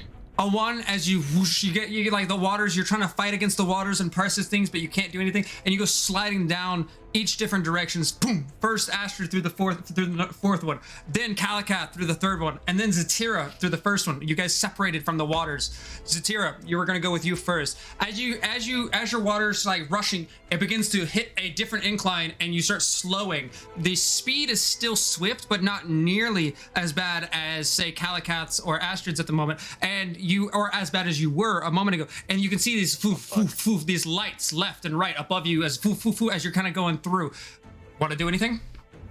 I would like to have my spread my arms and legs out to brace against the walls to have some sort of friction to slow my speed, my speed a little bit more. This tunnel is much more constrict than the other ones, and you can do that as 5 feet across from each side, or it's about a little bit less than 5 feet. You can sort of reach. You reach to the right side. I want you to roll a athletics check. Understood. Athletics. That is a 6. A 6. You're slipping, and you can feel your fingers kind of like some of the skin gets ripped off as you grab onto a part that's not too wet, and you kind of let go. It's not bad, but it's enough that the skin itself is just terribly done. And there's this now tiefling blood in the water as you kind of are trying to get that. Hurts your hand a bit, and you keep swiftly rushing downwards, and those lights become more and more common. You're it's almost like darkness light as you're going faster and faster. All right, we're gonna move over to Calicat, number 3. You, first things first, I need you to roll a Constitution saving throw. Jesus Christ. Where's my saving throws? There it is. Bonk. 13. 13. All right, good. The water itself was buckling, and you cannot see what's coming because it's completely dark, and you boosh into a right angle before getting pulled off to the right. You don't lose your breath, thankfully, and you don't start drowning as you get yoinked backwards, and you're quickly turn the opposite direction because of the right turn, or just a right angle in the tube, and you go boosh into another tube, and this time you go to a plummet as you start falling your way downwards. Would you like to try anything? As I'm going through the tunnel, I'm desperately trying to cover myself with my cloak, I'm trying to stop the water from touching my bandages, to no avail, of course. No. And as I see myself launch off into the soon-to-be abyss, I decide to roll a deception check to tell myself that everything's gonna be all right. you do your best, Sarah, and it's just a thought that appears in your head before you're falling. An 18. An 18. You don't believe it. Astrid, it's your turn. All And right. as you go sliding down, yours starts to pick up speed, but there are no turns, but it's picking up speed. How wide is it? This one is pretty narrow as well. All these tubes are more narrow. It started wide and it's got narrower and narrower and narrower. And this one, it feels like you're kind of being shot downwards a barrel. So now you're kind of in a 5-foot barrel. And it's just a steep incline. Can I try and slow myself down with put one foot, then one arm up, one arm up over my head? You can roll in athletics. You're trying to do the star kind of block. Yes. Athletics. Here we go. That's an 11. An 11. You start to do that, and the water. You begin to slow yourself down actually.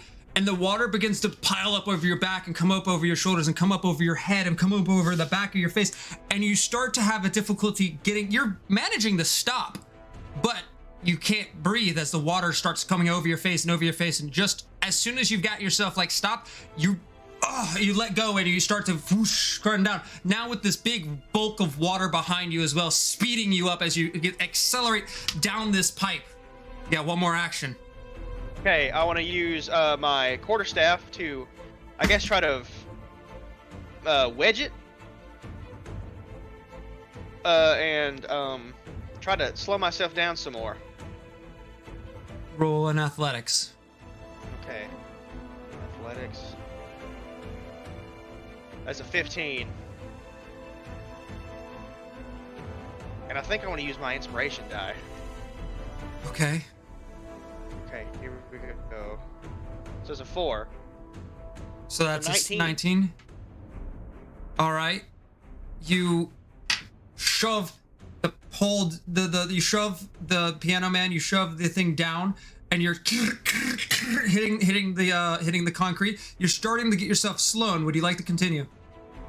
Yeah, I just want to keep slowing myself down. If Keep on slowing down like almost like an oar against water. I'm gonna roll something.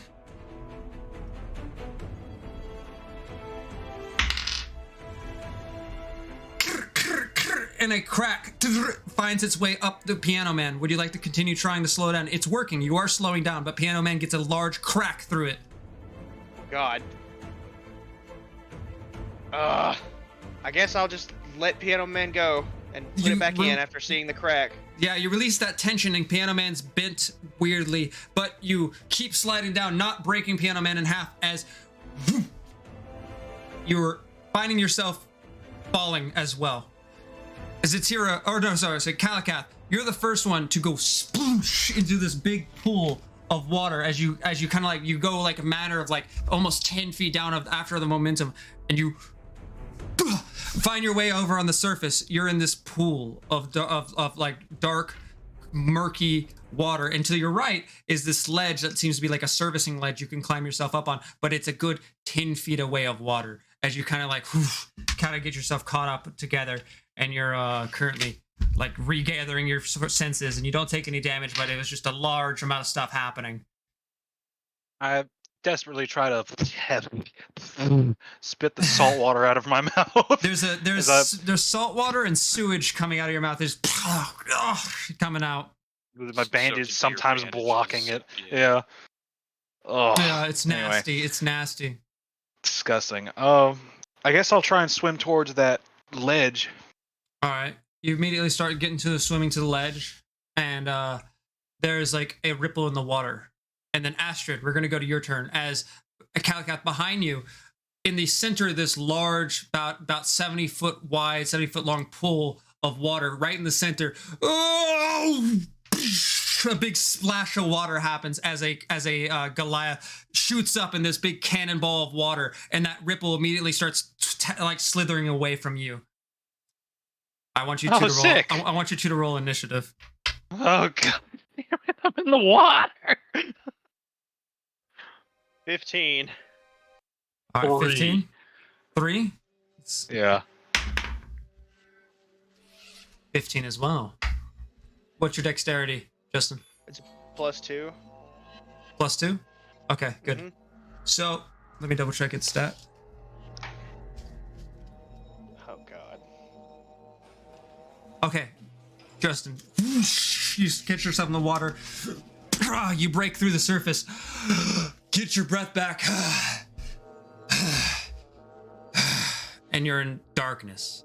There is no light. Do you have dark vision?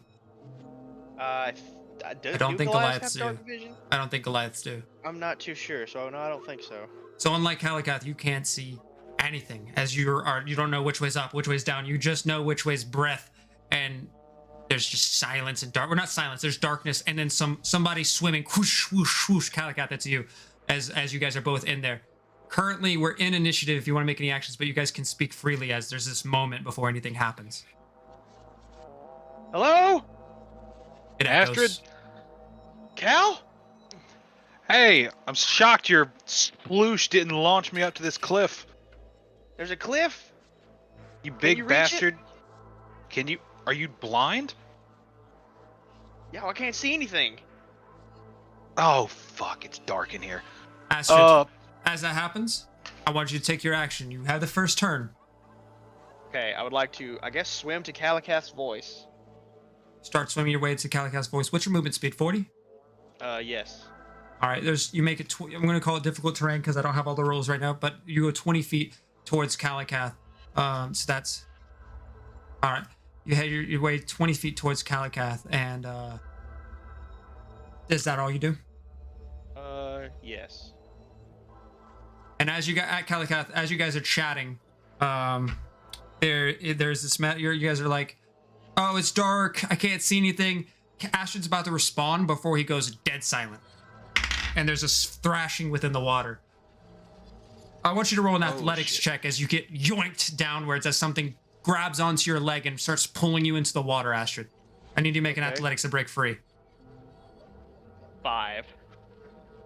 You try to get yourself broken free, and this thing wraps around your torso and your leg and starts pulling you farther downwards as you did not have a chance to catch your breath as your character was not aware of what's happening. And what's your constitution? My con is like the full number. Yes. No, It's a modifier. 7. Oh, +3. 3. You have 3 turns before you pass out from drowning. As it pulls you underneath the water, whoosh, there's a boop, boop, and you're gone. You're currently fighting for your life. All right. That's gonna make it Kalakath, your turn. I immediately hear Astrid's voice disappear. I whip around and I decide to cast the light cantrip on myself. Okay. So I clap you my yourself, hands and grab my chest and make myself light up like a stun. there's like an orange glow as you begin to light yourself up. And you can't the light doesn't permeate the water too much. You cannot see Astrid within the water. It permeates just a little bit. You have like maybe 5 feet of 5 feet of like distance of light in that water. Oh God, something grabbed him. Let's see. I'm sticking. Yeah, I'm thinking here. That was a whole action. Can I see underneath the water with my dark vision? It's dark as far as that goes. It's just murkiness. You cannot see that deep into the water now. And he was 20. He's about 40 feet from you, about 45 really. I don't have much. Fuck.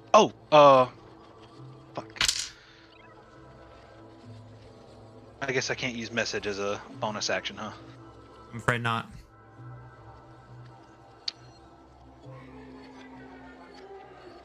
I start swimming towards where he disappeared from. All right, there's a whoosh, whoosh, whoosh. What's your movement speed?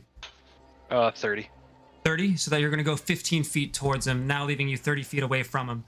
All right, is that your turn? Hopefully that light will provide some kind of.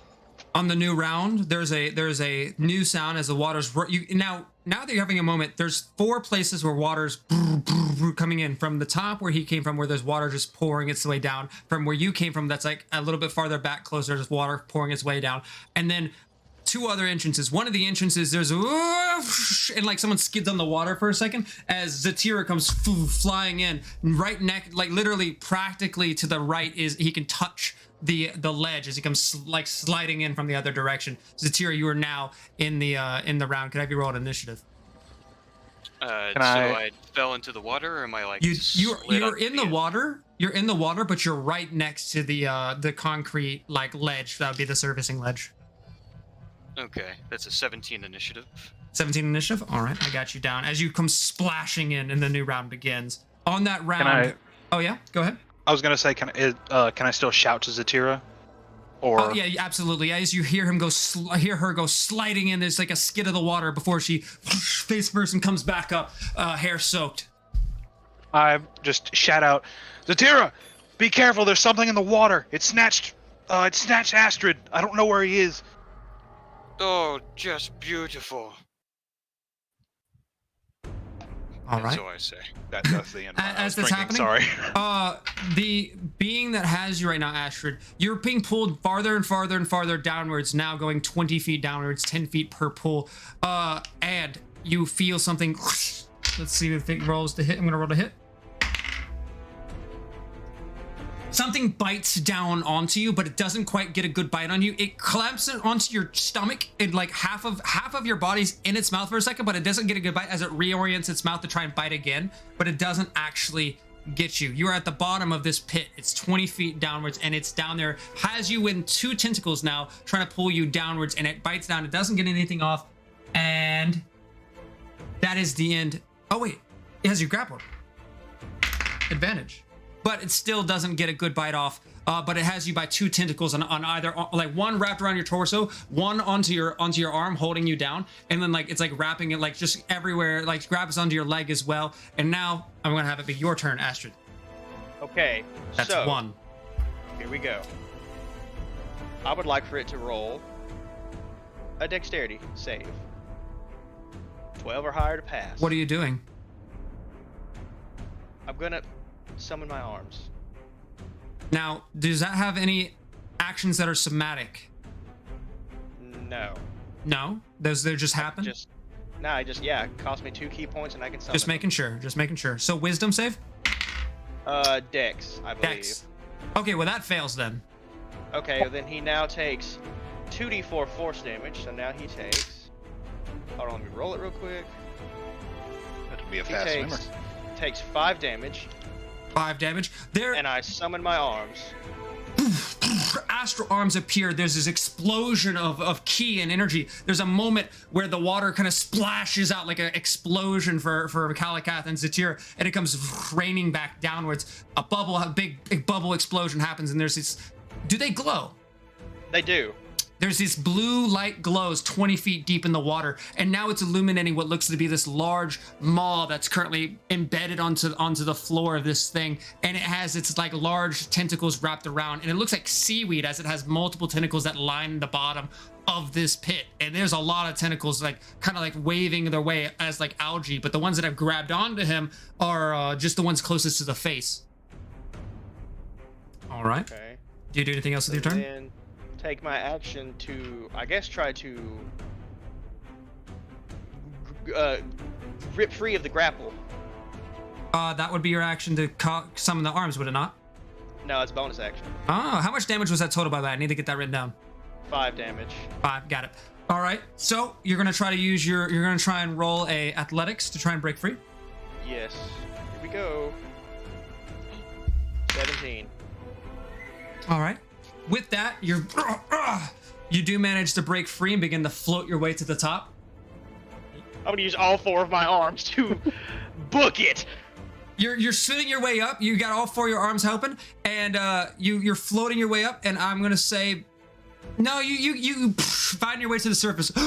New bit of air. Refresh your number 3 as you make it to the top. But that is all your movement to get back to top. And the water from the pipe you're in is still running on your head. You have to wipe it off, and you still cannot see.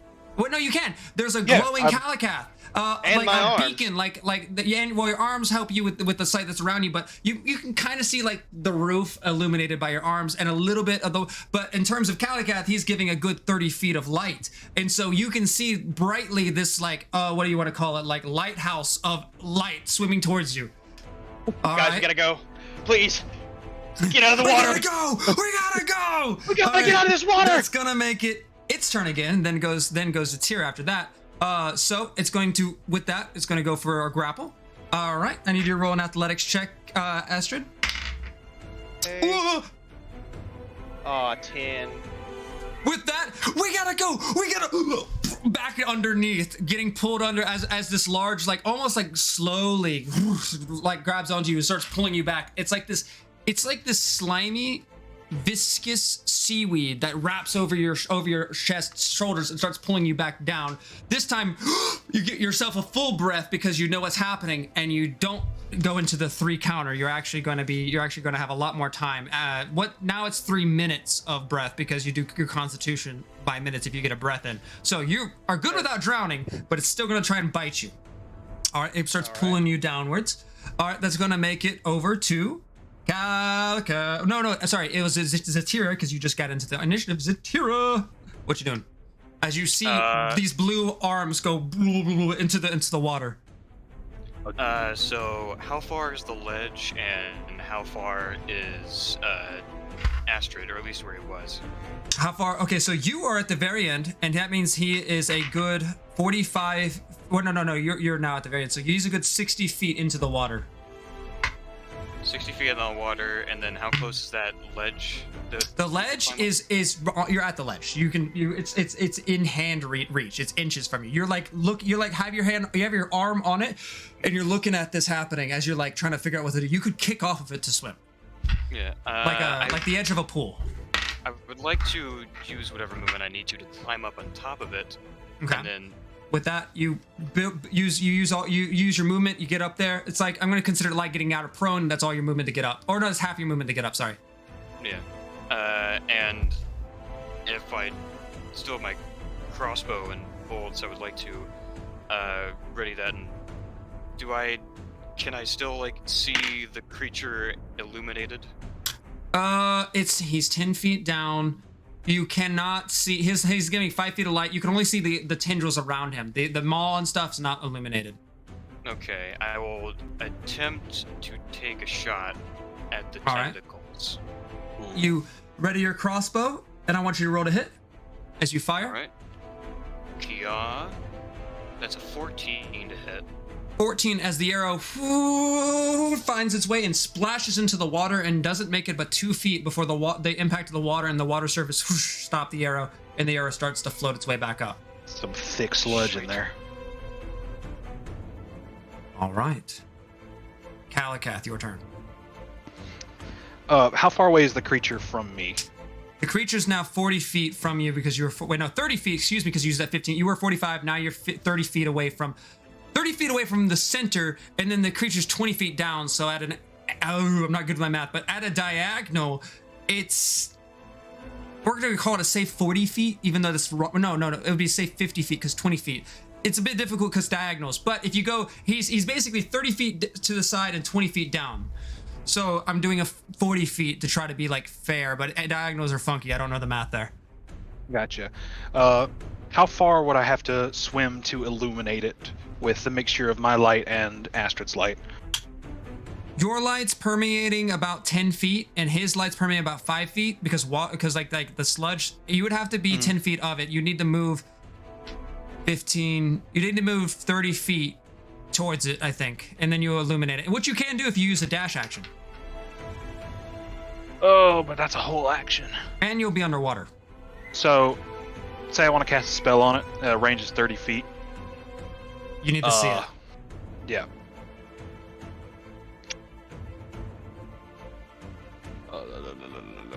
So I'll only be able to move 15 feet normally, right? 15 feet, and then you can dash to try and move another 15. But I'll be without an action if I dash, right? That is correct. Okay, let me look at this real quick. Starting up the timer. Yep, that's fine.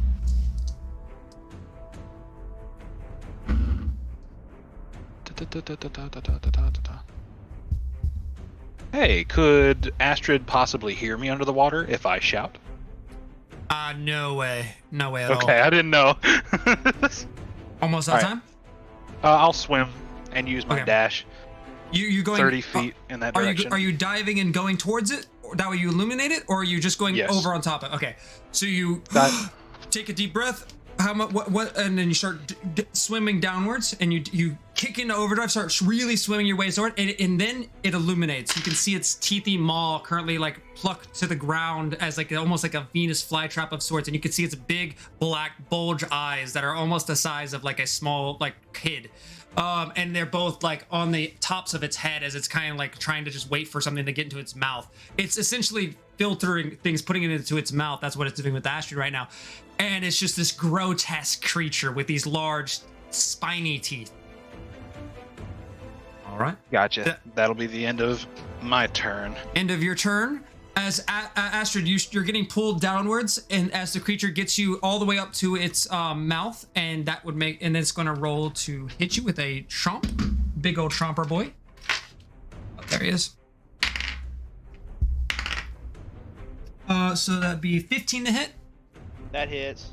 All right. With that, you're getting pulled down, and you get pulled down another 10 feet towards its mouth, and it doesn't like chomp like a wolf bite might, where it's multiple.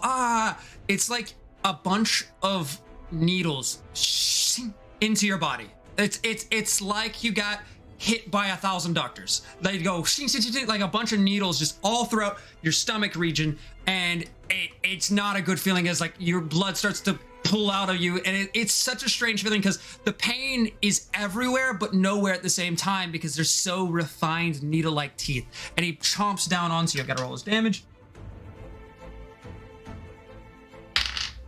Oh, it's 8.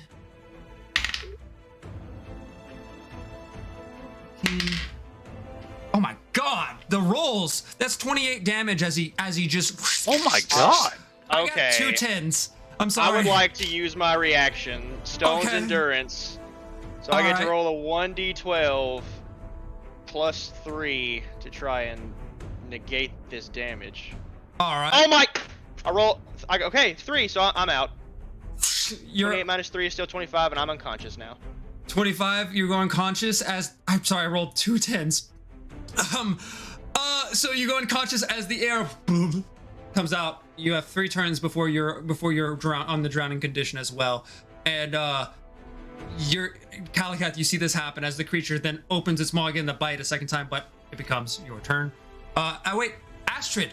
What am I saying? No, it's not. We're playing as above, baby.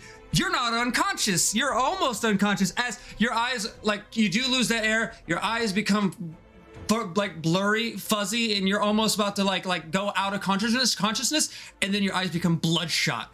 You become angry. You get filled with fury, and you go into not a down state, but a critical state. And now I'm going to explain the rules of a critical state for you guys. So, you, on your turn, can use an action or movement. If you choose to use an action, and I find it, and the DM finds it reasonable, I'm going to use a die of Dicketry. If you get a 1, something amazing happens. If you get a 4, it goes horribly wrong. So, we'll keep on going. And at the beginning of turns, I do need you to roll death saves because you're still going to die, but you're in a state of pure adrenaline, pure rage, pure will to live, rather than just rolling death saves. Now, with that, it's going to become, if I'm not mistaken, that's going to make it Zatira, your turn. And we'll Do I come need to back roll my around to death Astrid. save, though? No, because it's not your turn yet. Okay. Okay, so am I able to see the creature now? You are able to see Or the at creature least now. more tentacles? I would like to attempt to make another shot at it. All right. It is I 20 don't wanna feet take down the- in the water. Are you shooting it or the tentacles?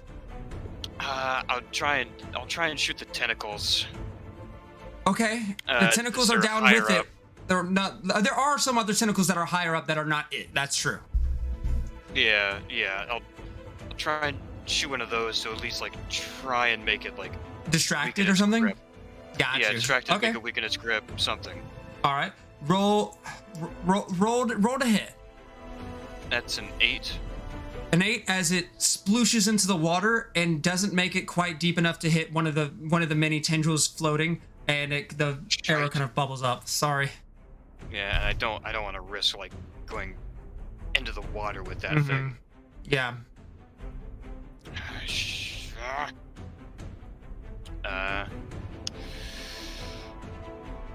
Gosh.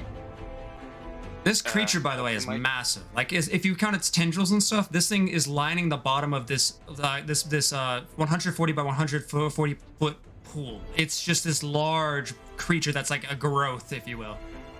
Yep. That'll be my turn. All right, that's gonna make it Calicath your turn. So now that I'm within 30 feet of the creature and I can see it, I'm going to use my action to cast Bane. Okay.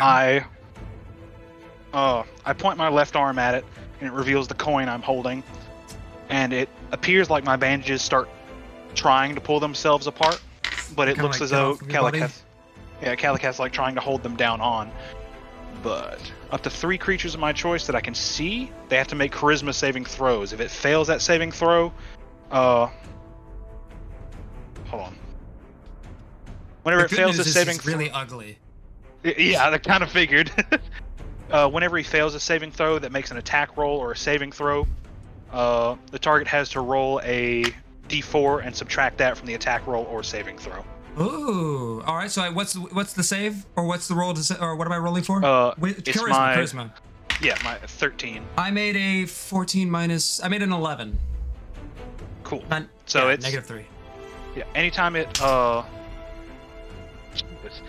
anytime it has to, or anytime it tries to make an action, like if it wants to bite down on him again, it makes a charisma saving throw -4. I get Yeah. you. So you hold That up or a that saving coin, throw. and you're like holding onto the bandages as the coin, the emblems of it go from the default, which you know what it is. It moves itself. The lines shift, and it's still a golden coin, but the lines shift. And this time it's a raven with a spear through it. And then when it finishes that image, the creature kind of like gets this small glow to it that then fades. But it is baned.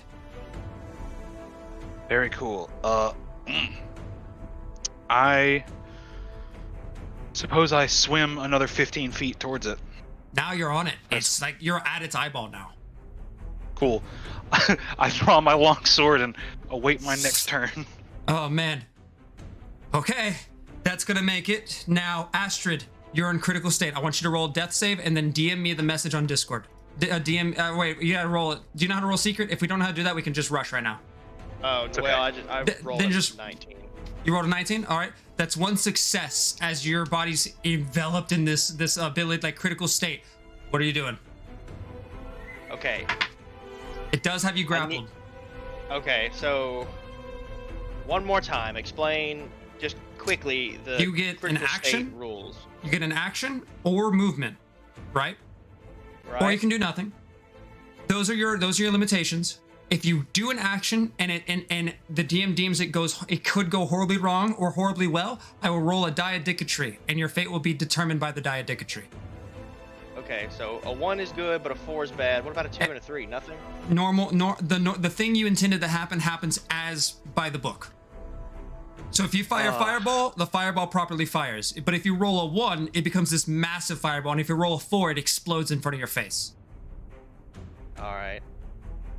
I'm What are we going doing? to try and break free of the grapple. All right, you're gonna use your action to try and break free of the grapple. It's gonna be contesting athletic saves. Roll to break its athletics. Here we go. Oh, natural Oh. 20. Let's go. Let's go. We're going with the natural 20 rules because it totally had you. But Well, does it? what? I was gonna say, does that? I'm going with the 20 succeeds rules. Yeah, for yeah, now. that's fine. That's fine. Go ahead. All right, with that, you're ripping it off. Your astral arms are also ripping it off, and you break yourself free, and you begin floating your way to the surface again for the second time, getting full of breath, but you're still bleeding all profusely down your body. Zero, That'll be your please turn. help. That'll be your turn. That's gonna make it its turn again. That's my bonus action too? Yes, because you're in critical state still. You don't have a You bonus get action. Oh, one yeah, or yeah. you get one or the That's other. right. Yeah. Yep. As the creature, mad that it's losing its meal, reaches back out to you. Oh my god.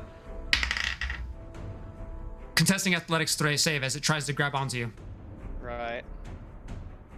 It has to roll 19, charisma for bang. But I too. also Oh yeah. Have my arms minus out. The D4, yeah. have my arms out, so I use my wisdom now, so it's a dirty 20 instead of a 19. Dirty 20 as he rolls a 4 and cannot. He starts grabbing onto it, and your astral arms are like your astral arm like grabs you and pulls you down the water a little bit out of the way as it fails to grab onto you.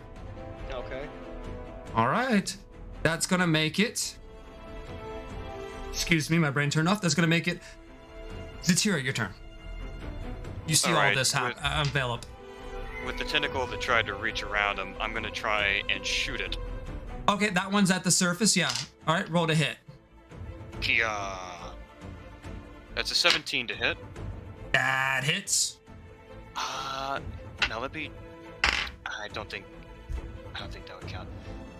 Yeah. So I just rolled damage normally. I was gonna try and ask if it sneak attack apply, but it doesn't apply in this situation. That's 6 piercing. Dude, that's 6 a lot. piercing. It goes into the tentacles and into the tentacle, and it being an underwater creature stuff, you don't really see much of a reaction as this large tentacle keeps moving, but there is an arrow in it.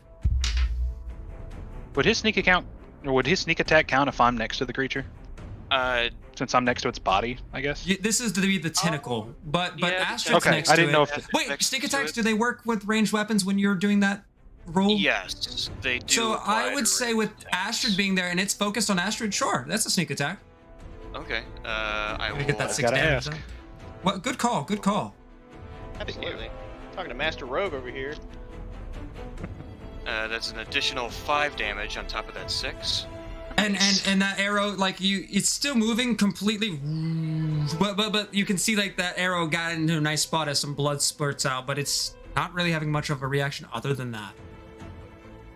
Okay. Right, is that the end of your turn? That will be the end of my turn. Vincent, your turn.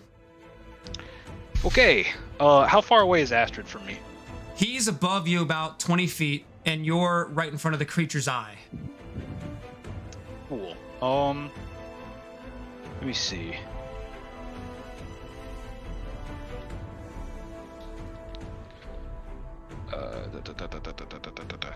Okay. I am. Okay. I'm going to cast Thunder Wave. Underwater. Does that have a vocal element? Does that have a vocal element? You are underwater. If it says components V and S, does that mean I have to use both or just one? V and S is vocal and somatic. So unfortunately, Okay, so I do have to use both. Okay, Yeah. cool. That's fine. Can't shout under the water. Yeah, I guess the sound wouldn't have many places to go. Anyways, you might actually kill yourself with that by all technicality. Fair enough. Let's see. Yeah, I didn't know if it meant one or the other. No, yeah. Okay. Then I am going to try my best to swim away as well. I'm going to use my action to dash. All right, with that, you start swimming your way away, and you dash. Astrid's still currently right above it. You're aware of that, right? Want to make sure you're fully aware before you make decisions. You know what? That's fair enough. I'm going to try and stay next to Astrid if I can. Okay, you can swim up 20, and you'll be right next to him. Okay, I'll do that. All right. You break out of the water. There's Astrid. There's blood all around him, but you can't even see it as like you're using your. I know you have lights. You could see the blood around him in the sludge, and it's like he's not looking good as there's a lot like a belt of wounds around him. All right. And Astrid's looking almost nonverbal with the damage he's taken, but he's still there. He's still kicking. All right. That's gonna make it back up to let's see. It's Kalagath. It's gonna make it Astrid. Your turn. Swim, boy. You're free. Yes, I'm gonna use all four of my arms to move my movement to the ledge like- where I see. You do the one paddle, and then there's another arm over it that's also paddling with you. Yes. That's funny. These glowing hands helping you like clamber your way through the water. And if yeah. if I'm within 10 feet of the ledge, I'm gonna grab on because my arms give me 10 extra feet. Now your movement speed is 40, yes? Yes. It's 20, and then if you dash, that's 40, and you'll still be 15 away. Okay, well then I'll use my final key point to take the dash action For a bonus action? for a bonus action. I use Step of the Wind. Oh shit!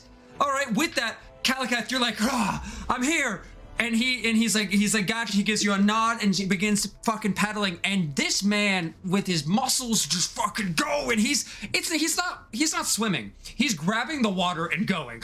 He's so fucking strong. It's like it would look like you'd be questioning if he was like running on the ground because he's just rah rah rah rah. You can hear him screaming. It's echoing in the chamber as this Goliath yell is happening, and the blue hands are each one veiny as they rip into the thing. There's little bits of ice that actually create when it hits the water from the hands because they are chill hands. They crack it. A little bit of ice happens before it's thrown backwards as he brings himself a bit farther and farther and farther until he finds that ledge, pulls himself over and lands onto the ground prone, currently on it, like holding himself up by the elbows out of the water. And Zatira, there's an Astrid there. I raise my hand. Shoot it! Shoot it! Kill it! As soon as I see his legs turn into like a boat motor, I raise my right hand and just do a thumbs up, the dead look in my eyes, and say, "I'm glad I stopped for support." I wasn't trying to fuck you as the GM. I'm sorry. That was a complete It's funny. That's how it went. All right, that's gonna make it from your. Is that the end of your turn, Astrid? Yes, that is everything. It comes his turn as he, like, some of the tentacles begin following you before it cannot keep up, and those tentacles change their direction, and Kalagath, they're coming towards you. Come at me, Right. fucker. I need a competing athletics save as they start to reach onto you. Don't forget it does have Bane.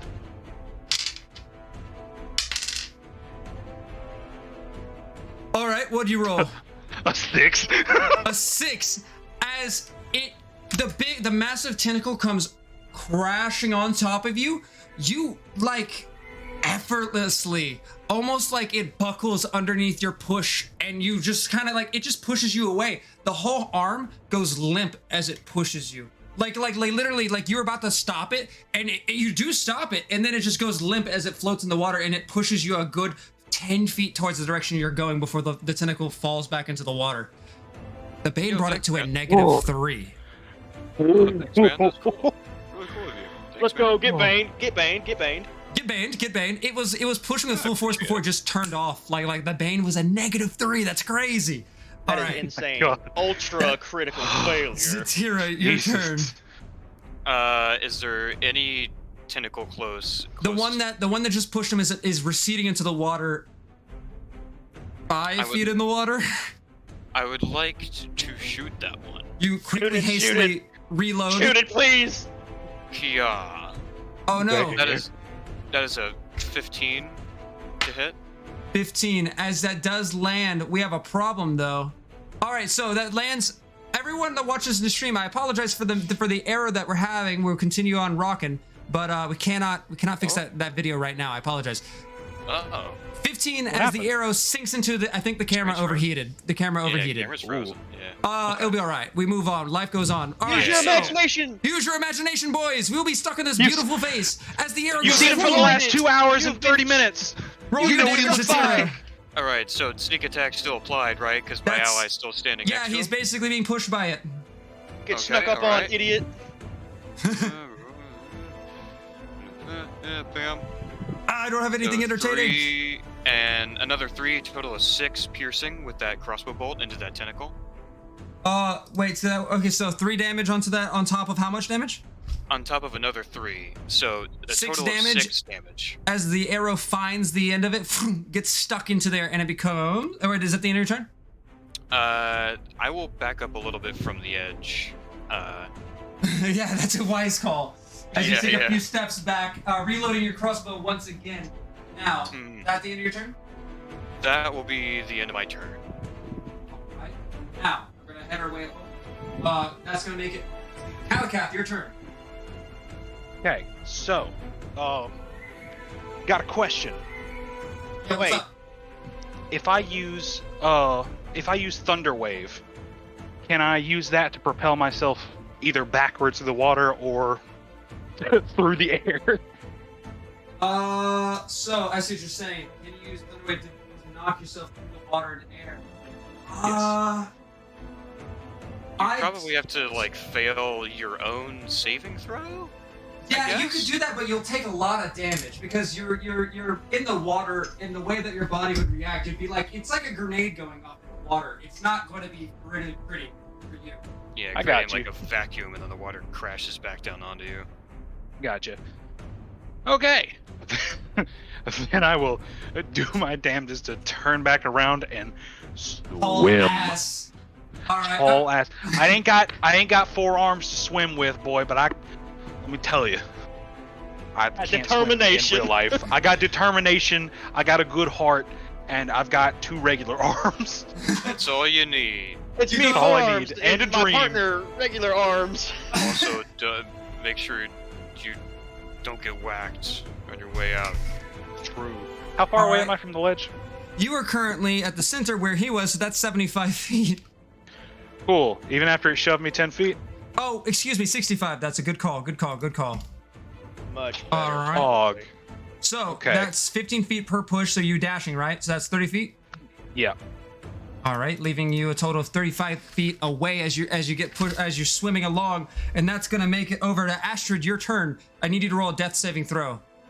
Also, did you roll a death saving throw for your last turn? I don't remember. I don't think so. I don't think you did. I need you to roll 2 death saving throws and tell me those results. Okay. So a 6. Oh, So Okay. That's 1 fail. That's One one fail, We have one a fail, one success. pass. A Hopefully it's 3. Another That's fail. 2 fails. failures. All right, you're not feeling very good as blood's pooling around you and like running down your, no. staining your tunic, your trousers. All right. Okay. So now it's your turn. You're still in critical state. You have 1 movement or 1 action. I'm not doing anything, dude. I'm just laid out, man. I'm tired. Can he?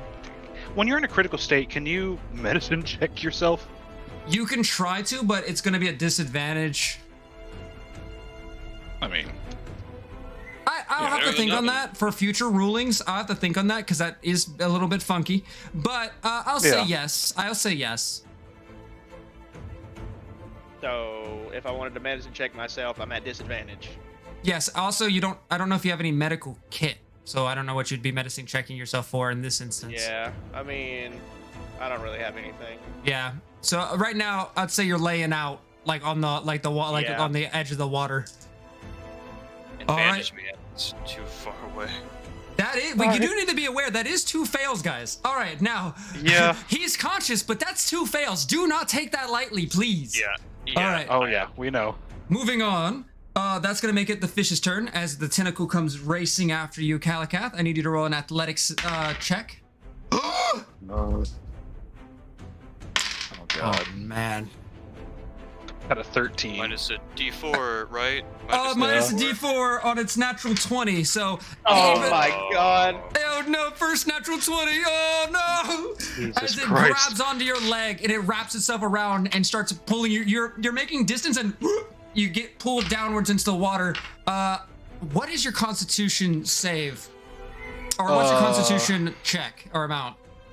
Actually, plus go ahead. plus go ahead. one? Go ahead. Plus 1. All Constitution. right. Now, since we've been fighting this, you definitely feel it wrap around you. And you take a deep breath, and you have 1 minute of underwater time. So that's technically 6 rounds. All right. You get yoinked under, and that's going to make it now. Zatira, your turn as he gets yoinked under. There's currently no tentacles in range. Shite. I take off my purple cloak that's soaked. I wring it out a little bit, and I do my best to like wrap it over all the needle-like bite wounds over Astrid to try and patch him, stop the bleeding. Roll a medicine check because it's not a medical kit. That's gonna be with disadvantage. Okay. I'll mark that disadvantage. Be blessed, please. That's a 12. That's above a 10, and that's what we're doing for this one here. As you tighten it up, and the bleeding does seem to stop. Astrid, at this point, the damage kicks up to you, and the in the critical state happens as you're stabilized, and you do go unconscious at 0 HP. Oh, so I'm good now. You're good, but you're You're alive. unconscious. Not like your thank critical God. state has ran out of turns. You certainly aren't good. Yeah. No, guys, no. Listen, I'm gonna cause an atrocity if I die. You will Kalakath, see it's me. your turn. You will see Yeah, me on the news. I don't have the See me on the strength. news. Yeah, and I don't have the strength to use any of my movement to try and drag him further Yes, away. you do from actually. the- I can have you move. I'll have you move half of your movement away into the nearby tunnel to the servicing area if you want to carry him. I'll try and move him. I'll move him 10 feet away from the ledge, and Alright, I'll try and step a little bit further forward. All right, I so don't you wanna move him. completely abandon Kalakath. Yeah, you move him 10 feet, and you manage with your other 10 feet move back up to the edge of the thing. You can see Kalakath's light going into the water. It's getting dimmer as he's getting pulled down. Kalakath, it's your turn as you're being dragged underneath the water, and the creature's getting you 10 feet closer to it. How close am I to the creature? Right now, you're math. So you moved. Oh no, hold on. You moved 30 feet. You got pulled back 10 feet, so that leaves you 20 feet away from the creature. Except it's down 20 feet, and those are diagonal, so about 30 feet from the creature. You do Okay. have a tentacle on you, though, at least. Yeah, you have a tentacle on you, so you can either try to break that free or do anything else.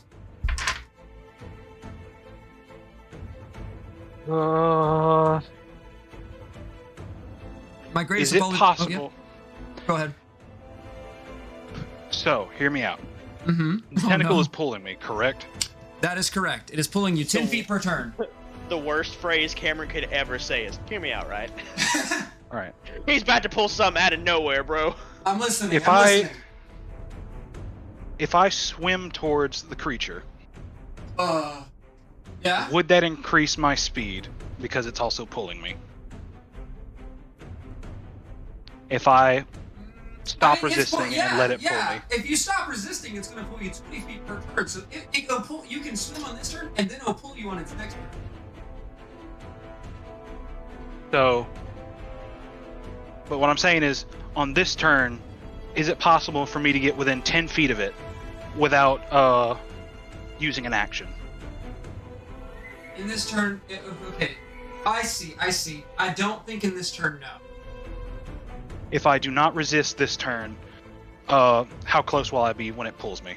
It'll pull you 20 feet. So however close you swim, it'll pull you 20 more feet on its turn. But like, how far will that? If it pulls me 20 feet on its next turn, how far will that be from it? Yeah. Let me pull. Okay, so right now you are. We did the. You were 40 feet away because you're. Let's see, 30, and then you got pulled back 10. That leaves you 20, and then it's 20 feet down, so 30 feet. So if you let it pull you, it would be 10 feet away. Without moving, right? That's right. Right. If you move 10 feet towards it, you'll be right in it. Is the 10 feet away within its attacking distance? You wouldn't quite know that. Cool. Okay, I didn't know if. Gotcha. Okay. All right. Boy, this. This sucks. I hold my arms out. I draw my longsword, or I guess I never put it up, but I hold my arms out and I let it pull me. Oh boy! All right. Don't take an action or a bonus action. I know. So listen, I've never really done this part before. I know Zatira said something about it earlier. Action? Yeah. What entirely does that entail?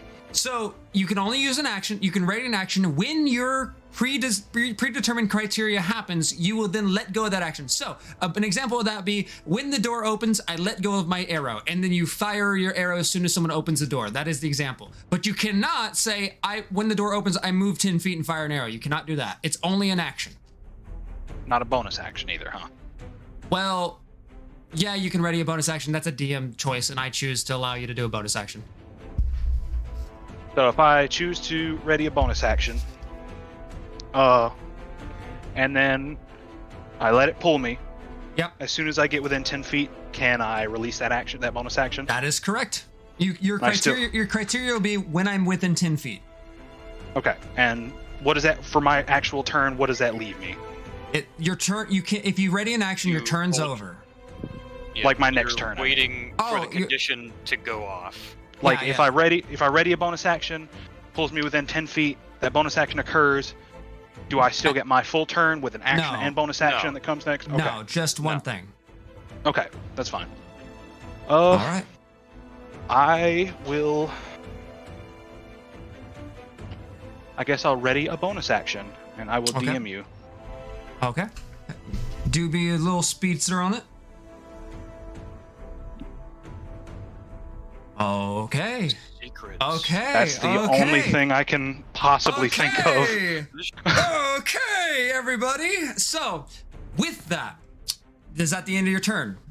That's the end of my turn. By God's grace, let me survive.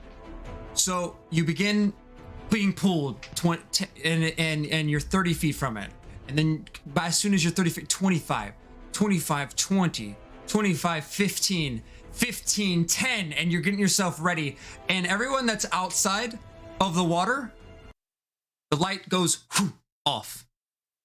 Kalikath, there's this glassy black eye in front of you, and the silence of the water, and the stress of the events, and some bandages are released.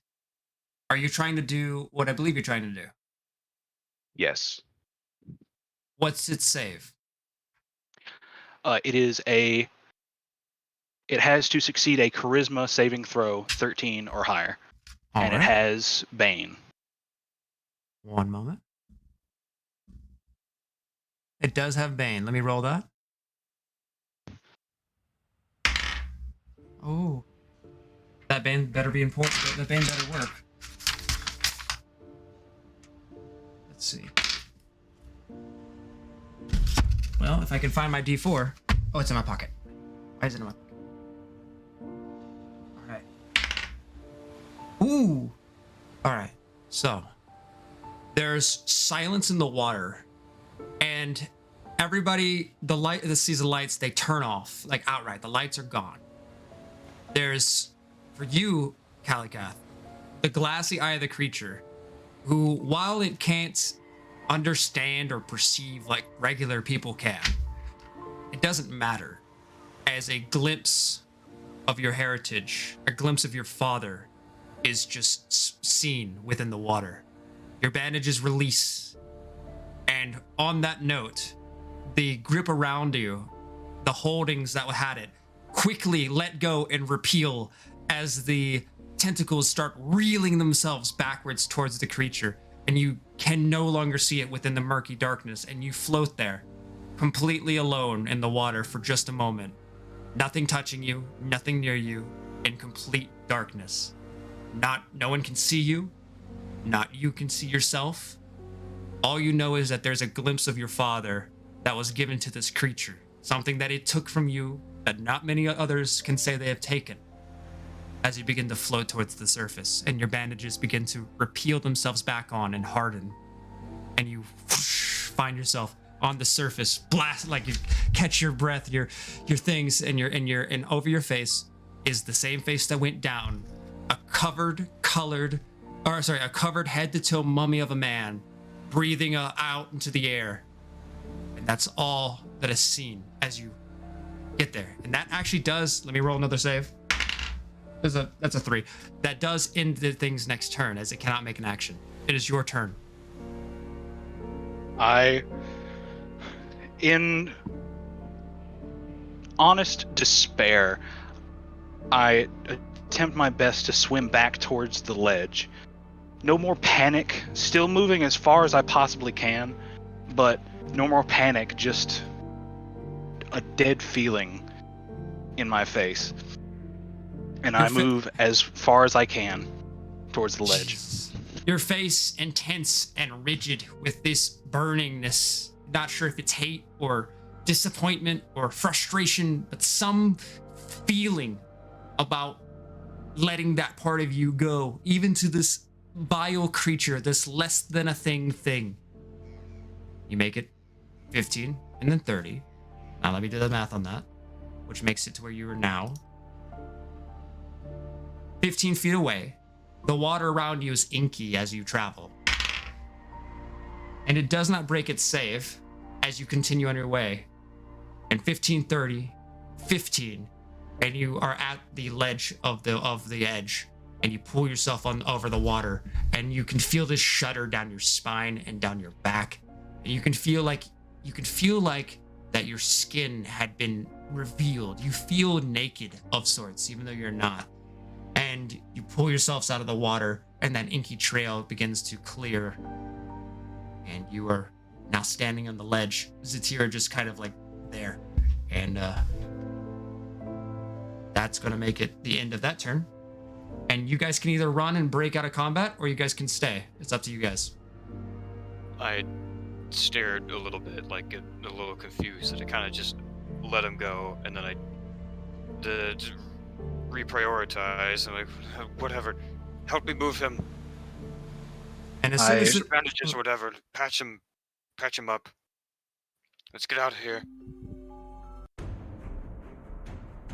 I don't say anything. I nod my head and I grab Astrid and start to pull him, or I help Zatira pull him as far away from the ledge as we can. Whatever would be considered safe away from the whatever's underneath the water.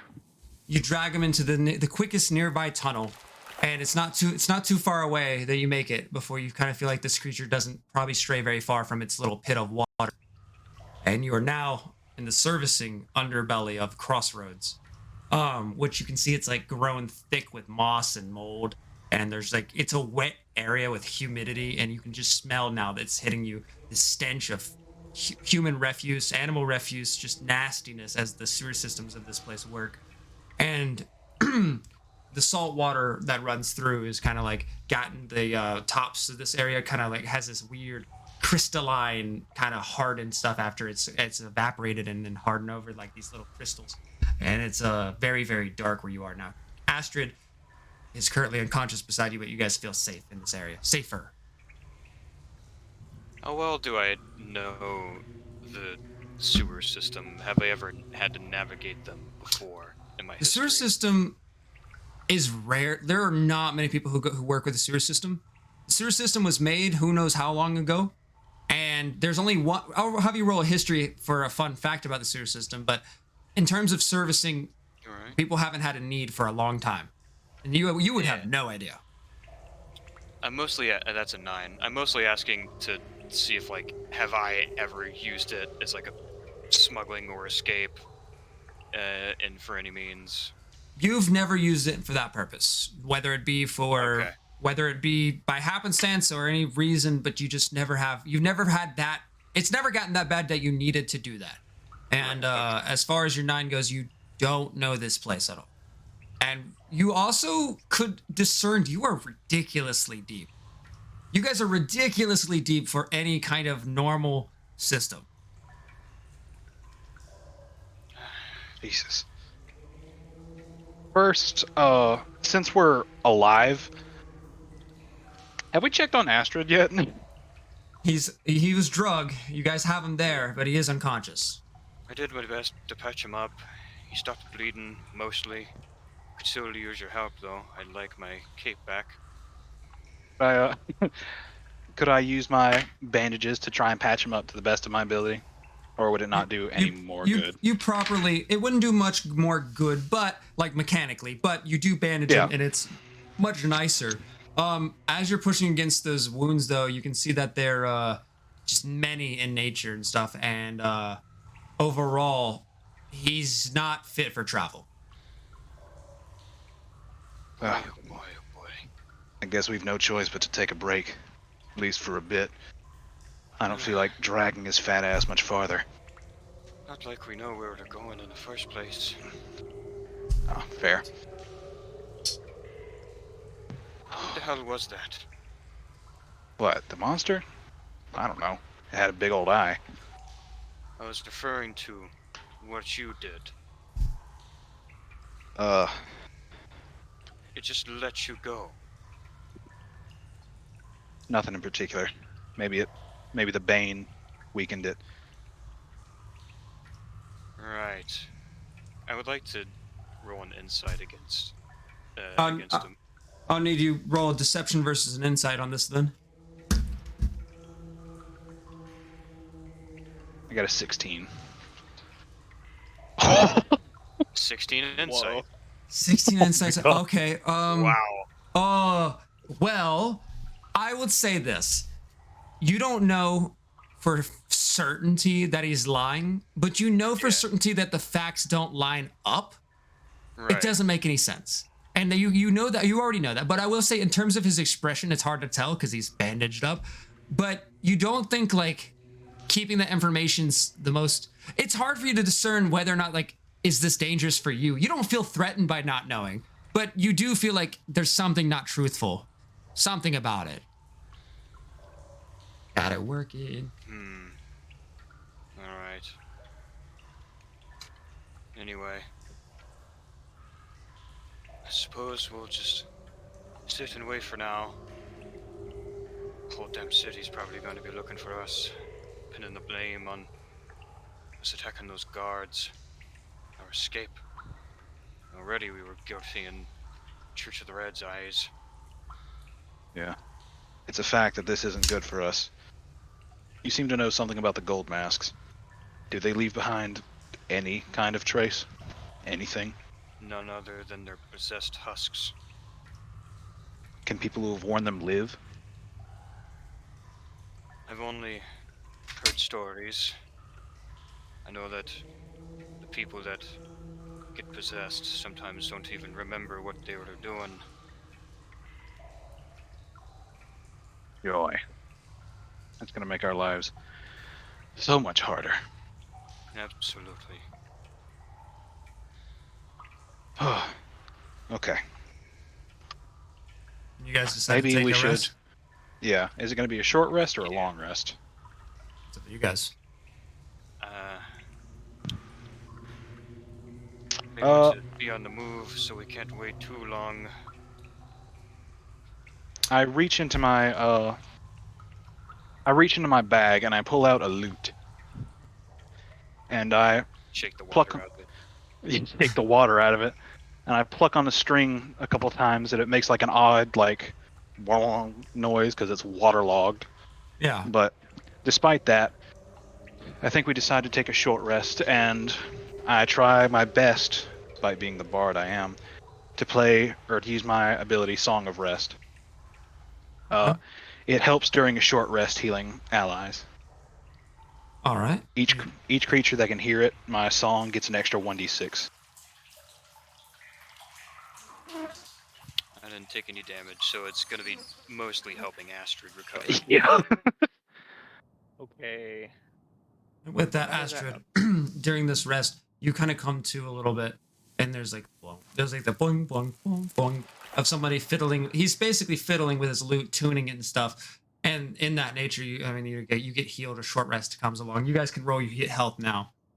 Does everybody know how to do a short rest? Not on this one, I do. Yeah. I don't. Yeah. There's a tab just underneath characteristics. It should also be like around like where your under- death save are and attack Yeah, stuff. under longer, short- flaws. Oh, cool. Yeah. So short rest. Yeah, short rest. I think you Okay, can select the amount of hit die that you want to spend. I don't think you can spend all of your hit die at once. Is it like a?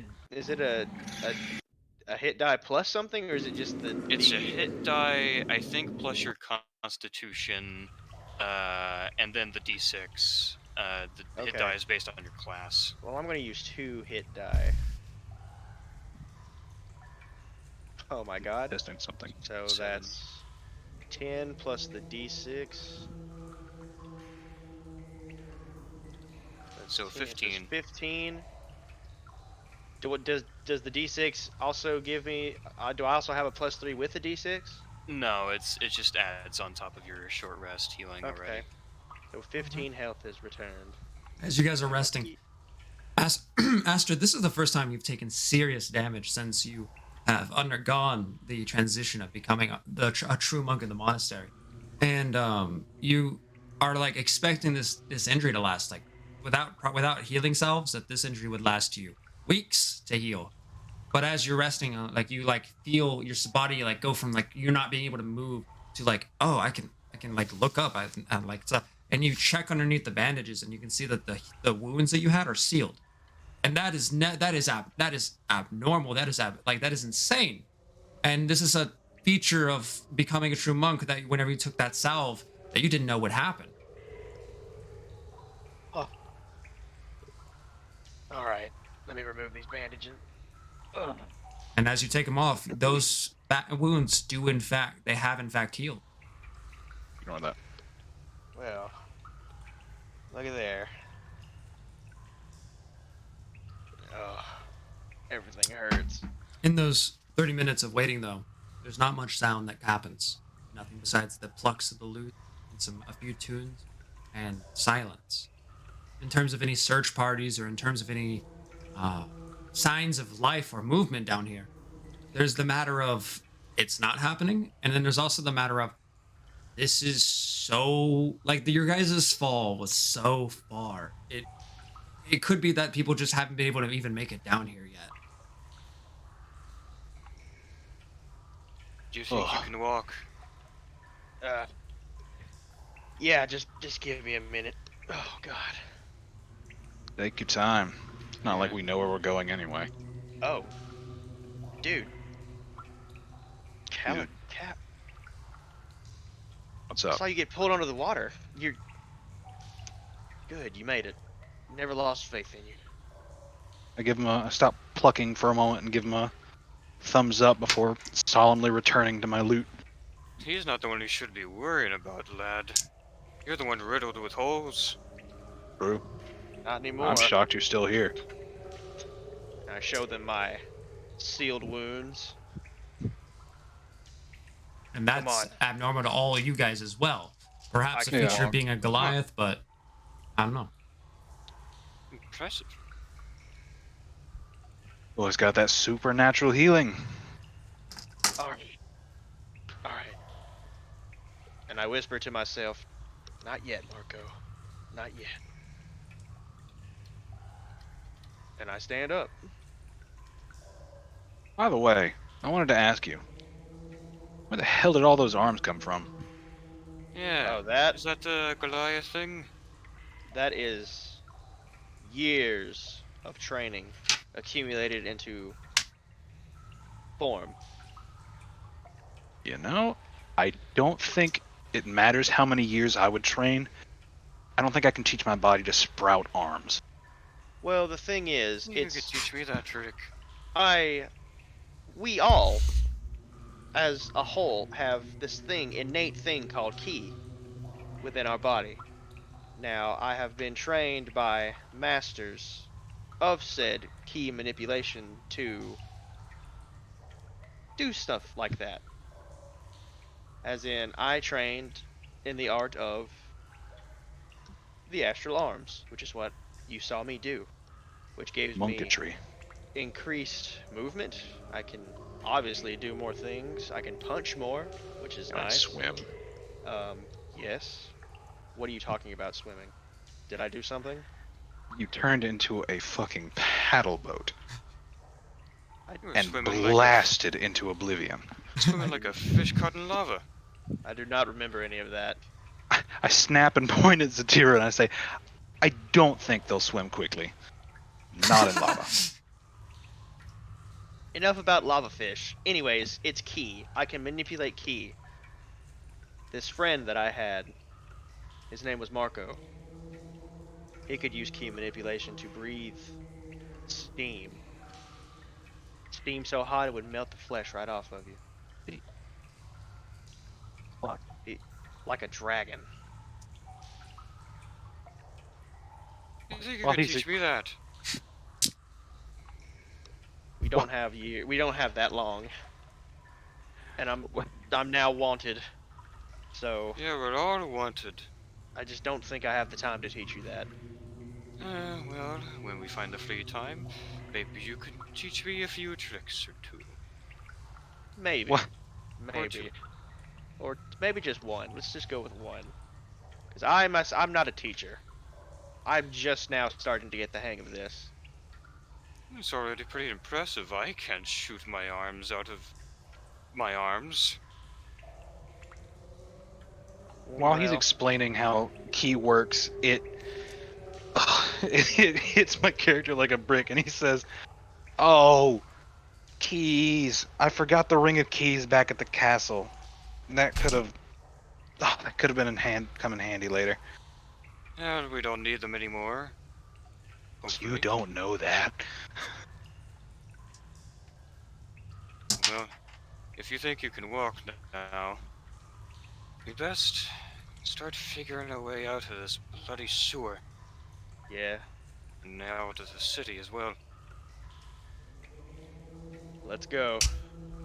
All right. Alright. Guys, you guys begin to gather your Secret- things that have inevitably scattered about because you guys are resting. Pick up your things, you put them on your back, you put them in your pockets, and you guys progress down a ways from. It's a tunnel. You progress down the way that was not where you guys came from, and the trek begins. Hey, your long mic's trek. fluctuating. My mic is fluctuating. Yep. That's better now. Comes in and out. No, I can see what it's doing. Yeah. It's having an issue that. Hopefully, it's not too bad, everybody. It's not terrible. I just thought I'd have let you know. fucked up. Yeah. We'll try my best to not move around too much. So, as you guys progress, it's a really like 30 minutes go on, 45 minutes go on, and it feels like you guys are horizontal for most of the trek. It starts to bend and turn. Occasionally, you guys stop as there's like a left turn, and then in front of you, there's just this rushing rapids of water, seemingly going to some other place and stuff. And you guys take a turn. Again, you're in the servicing tunnels, and you guys traveling and eventually you guys make it to a block in the path, and there is the circle, and then there's these gates, and then there's a lock and like a door right there. So it's like a block area, and there's a sign that you can't see because it's we're on the wrong side of the doors to see the sign. Is it like a barred door? It's a barred door, yeah. Are we able to like reach through and turn the sign around to face us? Yeah, you do that. And as you turn the sign around, it says danger, disclosed tunnels or closed tunnels do not proceed. It's written in Common, written in Elvish, and also written in. Does anyone speak Dwarven? I guess you know what it's written in now, but you can presume it. I don't know how to ask a question without. Regardless, written in Dwarven. It looks like Dwarven. Doesn't mean I know what it says. Yeah, Right. But you can presume with it being two languages the same. Anyways, it has it in multiple languages. I know what French looks like. Can't speak it, Yeah. but I know what I it know looks Korean like. looks like. I have no idea what it means. True. I definitely know what English is. I can't speak it very well. But And it's if we It's a test the locked door, it's door. locked. yeah, it's a Is locked it locked door. from the outside or inside? Either it's a key on. You can open it keywise on either side of the door. Okay. Well, I will take out my thieves' tools that I keep packed close on me, and I flick the water off of them. Okay. Is it dark in here? It's very dark. Yeah, we can presume that Cal? Cal you lit some cat? light. Okay. I Yeah, he's a light. pat he's a my light chest man. and I just ignite again. Cal himself is glowing this orange. There's this orange glow as you guys pass through the tunnels. It's so I bright did. that you can't make any details of my body. It's just I'm a silhouette of bright. You're just that pale. Maybe not that bright. Maybe not that bright. There's this orange aura around you, and you could definitely see his Step a little features. more over to the left. You're blinding me. But I will. I find a Is there a position behind. dimmer switch on there, lad? I find a position behind Astrid where the light isn't too bright. All right. Let's see if I can pop this thing open. I will use my thieves' tools to try and. That's an 11. okay, and with that, it cracks its way open. As you pull it, you pull it towards you, not outwards, but you just pull it towards you and opens it up. Let's see, we don't need those keys. And I step through the door. Fair enough, Chief. You guys progress on some ways, seemingly making progress now because you're out of whatever were the block tunnels. At this point, we've walked for about an hour and 20 minutes, and now we're starting to see an incline in the things. And at this point, there is multiple different like turns and stuff. There's like connected tunnels, but to the left, there's an obvious break where it was not like most of this is paved tunnels. Like maybe some like earth moving magic wielder made these tunnels, but there's this place that's just cracked open, abnormal, large hole in the wall, and it seems to go on for some ways. Like some creature did this. Let's avoid that. I like that. No. And so everyone progresses past that, and Don't say anything, just- after, and there's like a howling of wind in there as well. You guys progress for some ways, and then an hour becomes 2, 2 becomes 3, 3 becomes 3.5, and people are getting exhausted. But eventually, you guys find some stairs that head upwards. Oh, how far upwards is the real question. You look upwards, and it is very, very. It's going to be a trip. Hang my head in disappointment. You think some magician would have invented moving stairs so things weren't so tiring all the time? And I will begrudgingly like hike up those stairs. And as the hike be- begins, It'll be fine, guys.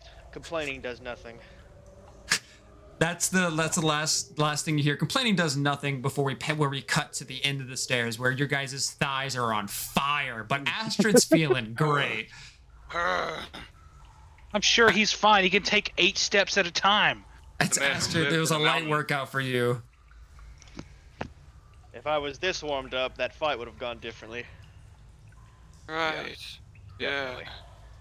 And as you guys are now all the way up, you guys are in like this box room that's like an entrance room, and then an obvious door for an exit up forward some ways.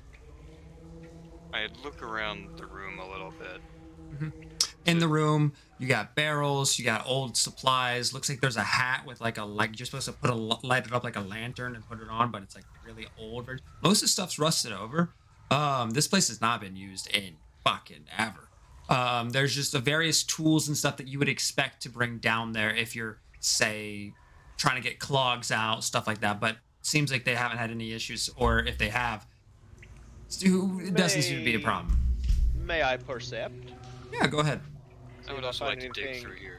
Of use? All right. Find like working Oh, tools. natural 20. Oh, 24. Natural 20.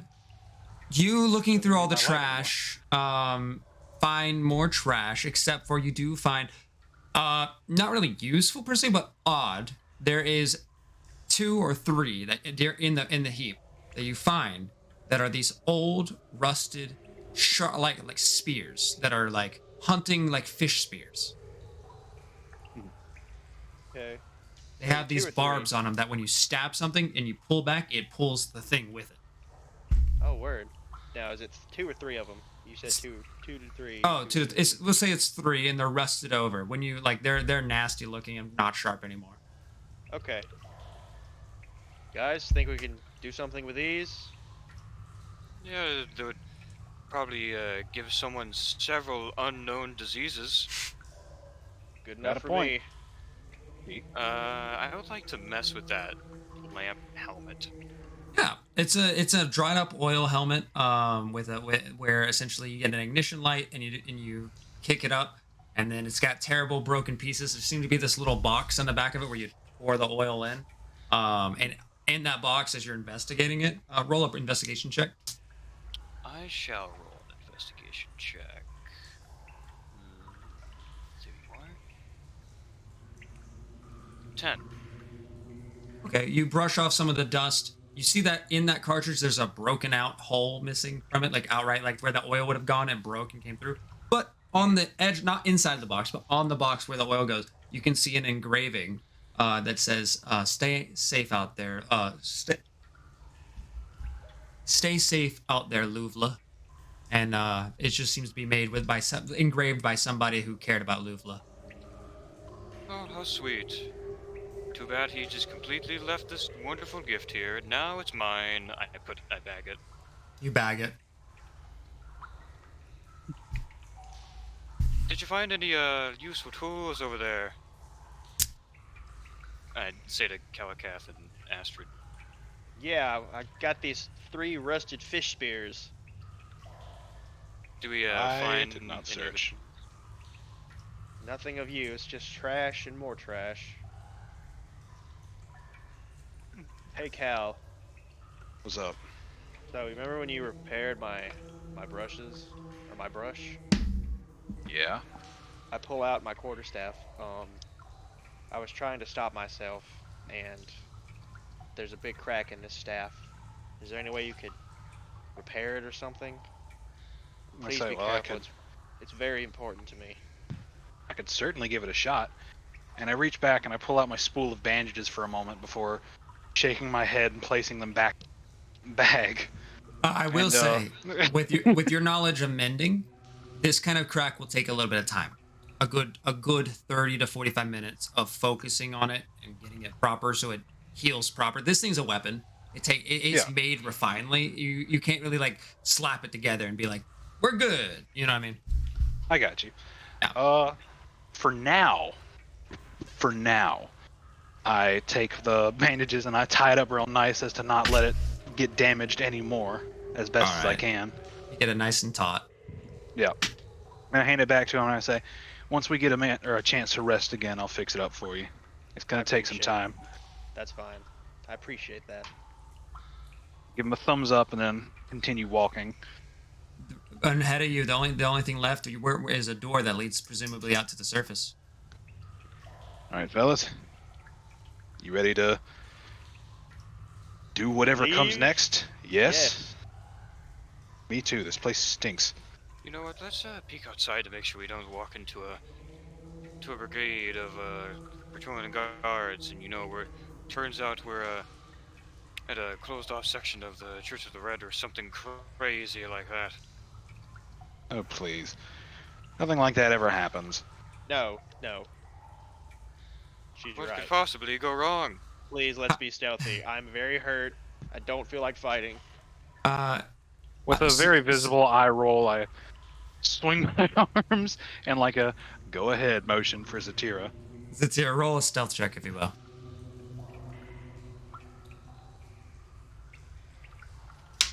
That is a 9. 9. I just kind of like open the door, like not too subtly, but I peek through. Well, you try to go for the door, and the door doesn't open very easily. Ugh. But you do like take a look outside the window that's off to there, and it's this caked up, like really really dusty window. Like you can't even see out of it, so you have to like rub your hands to see through it. And you look through, and you can see that it's still within the city, and you can see that this is a building that's kind of elevated compared to what's around you, and you can see a number of actually tombstones lining the way. Looks like this is a graveyard. Oh, great. Cool. Move Oh, from yeah, the this is- sewer This to is the much dead. worse. Does it look like it's still nighttime? It's nighttime still, yeah, absolutely. It's late into the night. You guys left during the early portions of the night. It's probably estimately around 3 to 4 in the morning. You guys are pretty tired, but you guys are probably not gonna rest here. Yeah. With an exaggerated sigh, I put out my otherworldly glow and candle instead. You gotta Because let a it, beacon, yeah, a beacon in the night probably wouldn't be the. way to go. Yeah. Yeah. With that, does anyone open the door? I will attempt to open the door quietly, Mhm. and we'll like He's fucking peer out cracked, to make for sure fuck's there's sake. no one like just around. You twist the doorknob, and at first you're like trying to twist it gently, and it's rusted shut, and you like give it a bit Wait, harder of a demons push, at and then you kind of like, and you kind of you finally get it to open, and you push the door, and it doesn't quite open as it's like rusted shut, and then you're like you have to give it another shoulder bash to try and get it. If you want to try to do it quietly, you're gonna have to like bop it open. It's doable, but you're not gonna be able to do it quietly. Give me a little help with this. I got you. And with that, Okay. with Aster's help, you guys push on it, and the door kind of like kind of gives a big opening with you can hear like the wood crack as it kind of splits at the top a bit, and the door has to be shoved open. But you guys get it open, and you guys take a step out into an empty, large graveyard, which is Crossroads graveyard, still within the city walls. And this building itself is a wooden structure with a little bit of stone reinforcement, and a little out of place being here, but maybe there's multiple places to service the underplace. This isn't the only one, but it is out of place being in a graveyard. But From the graveyard, can I like orient myself and know where like the quickest place out of here is? out of the graveyard Crossroads, as well. or Out out of of the graveyard graveyard. and out of Crossroads from the graveyard.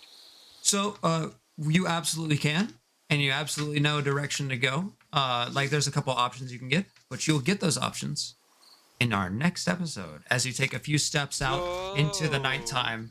Whoa. Take a few breaths, and you guys are free from the servicing From hell. hells I mean the of sewers. the Crossroads, and yeah. Oh my god.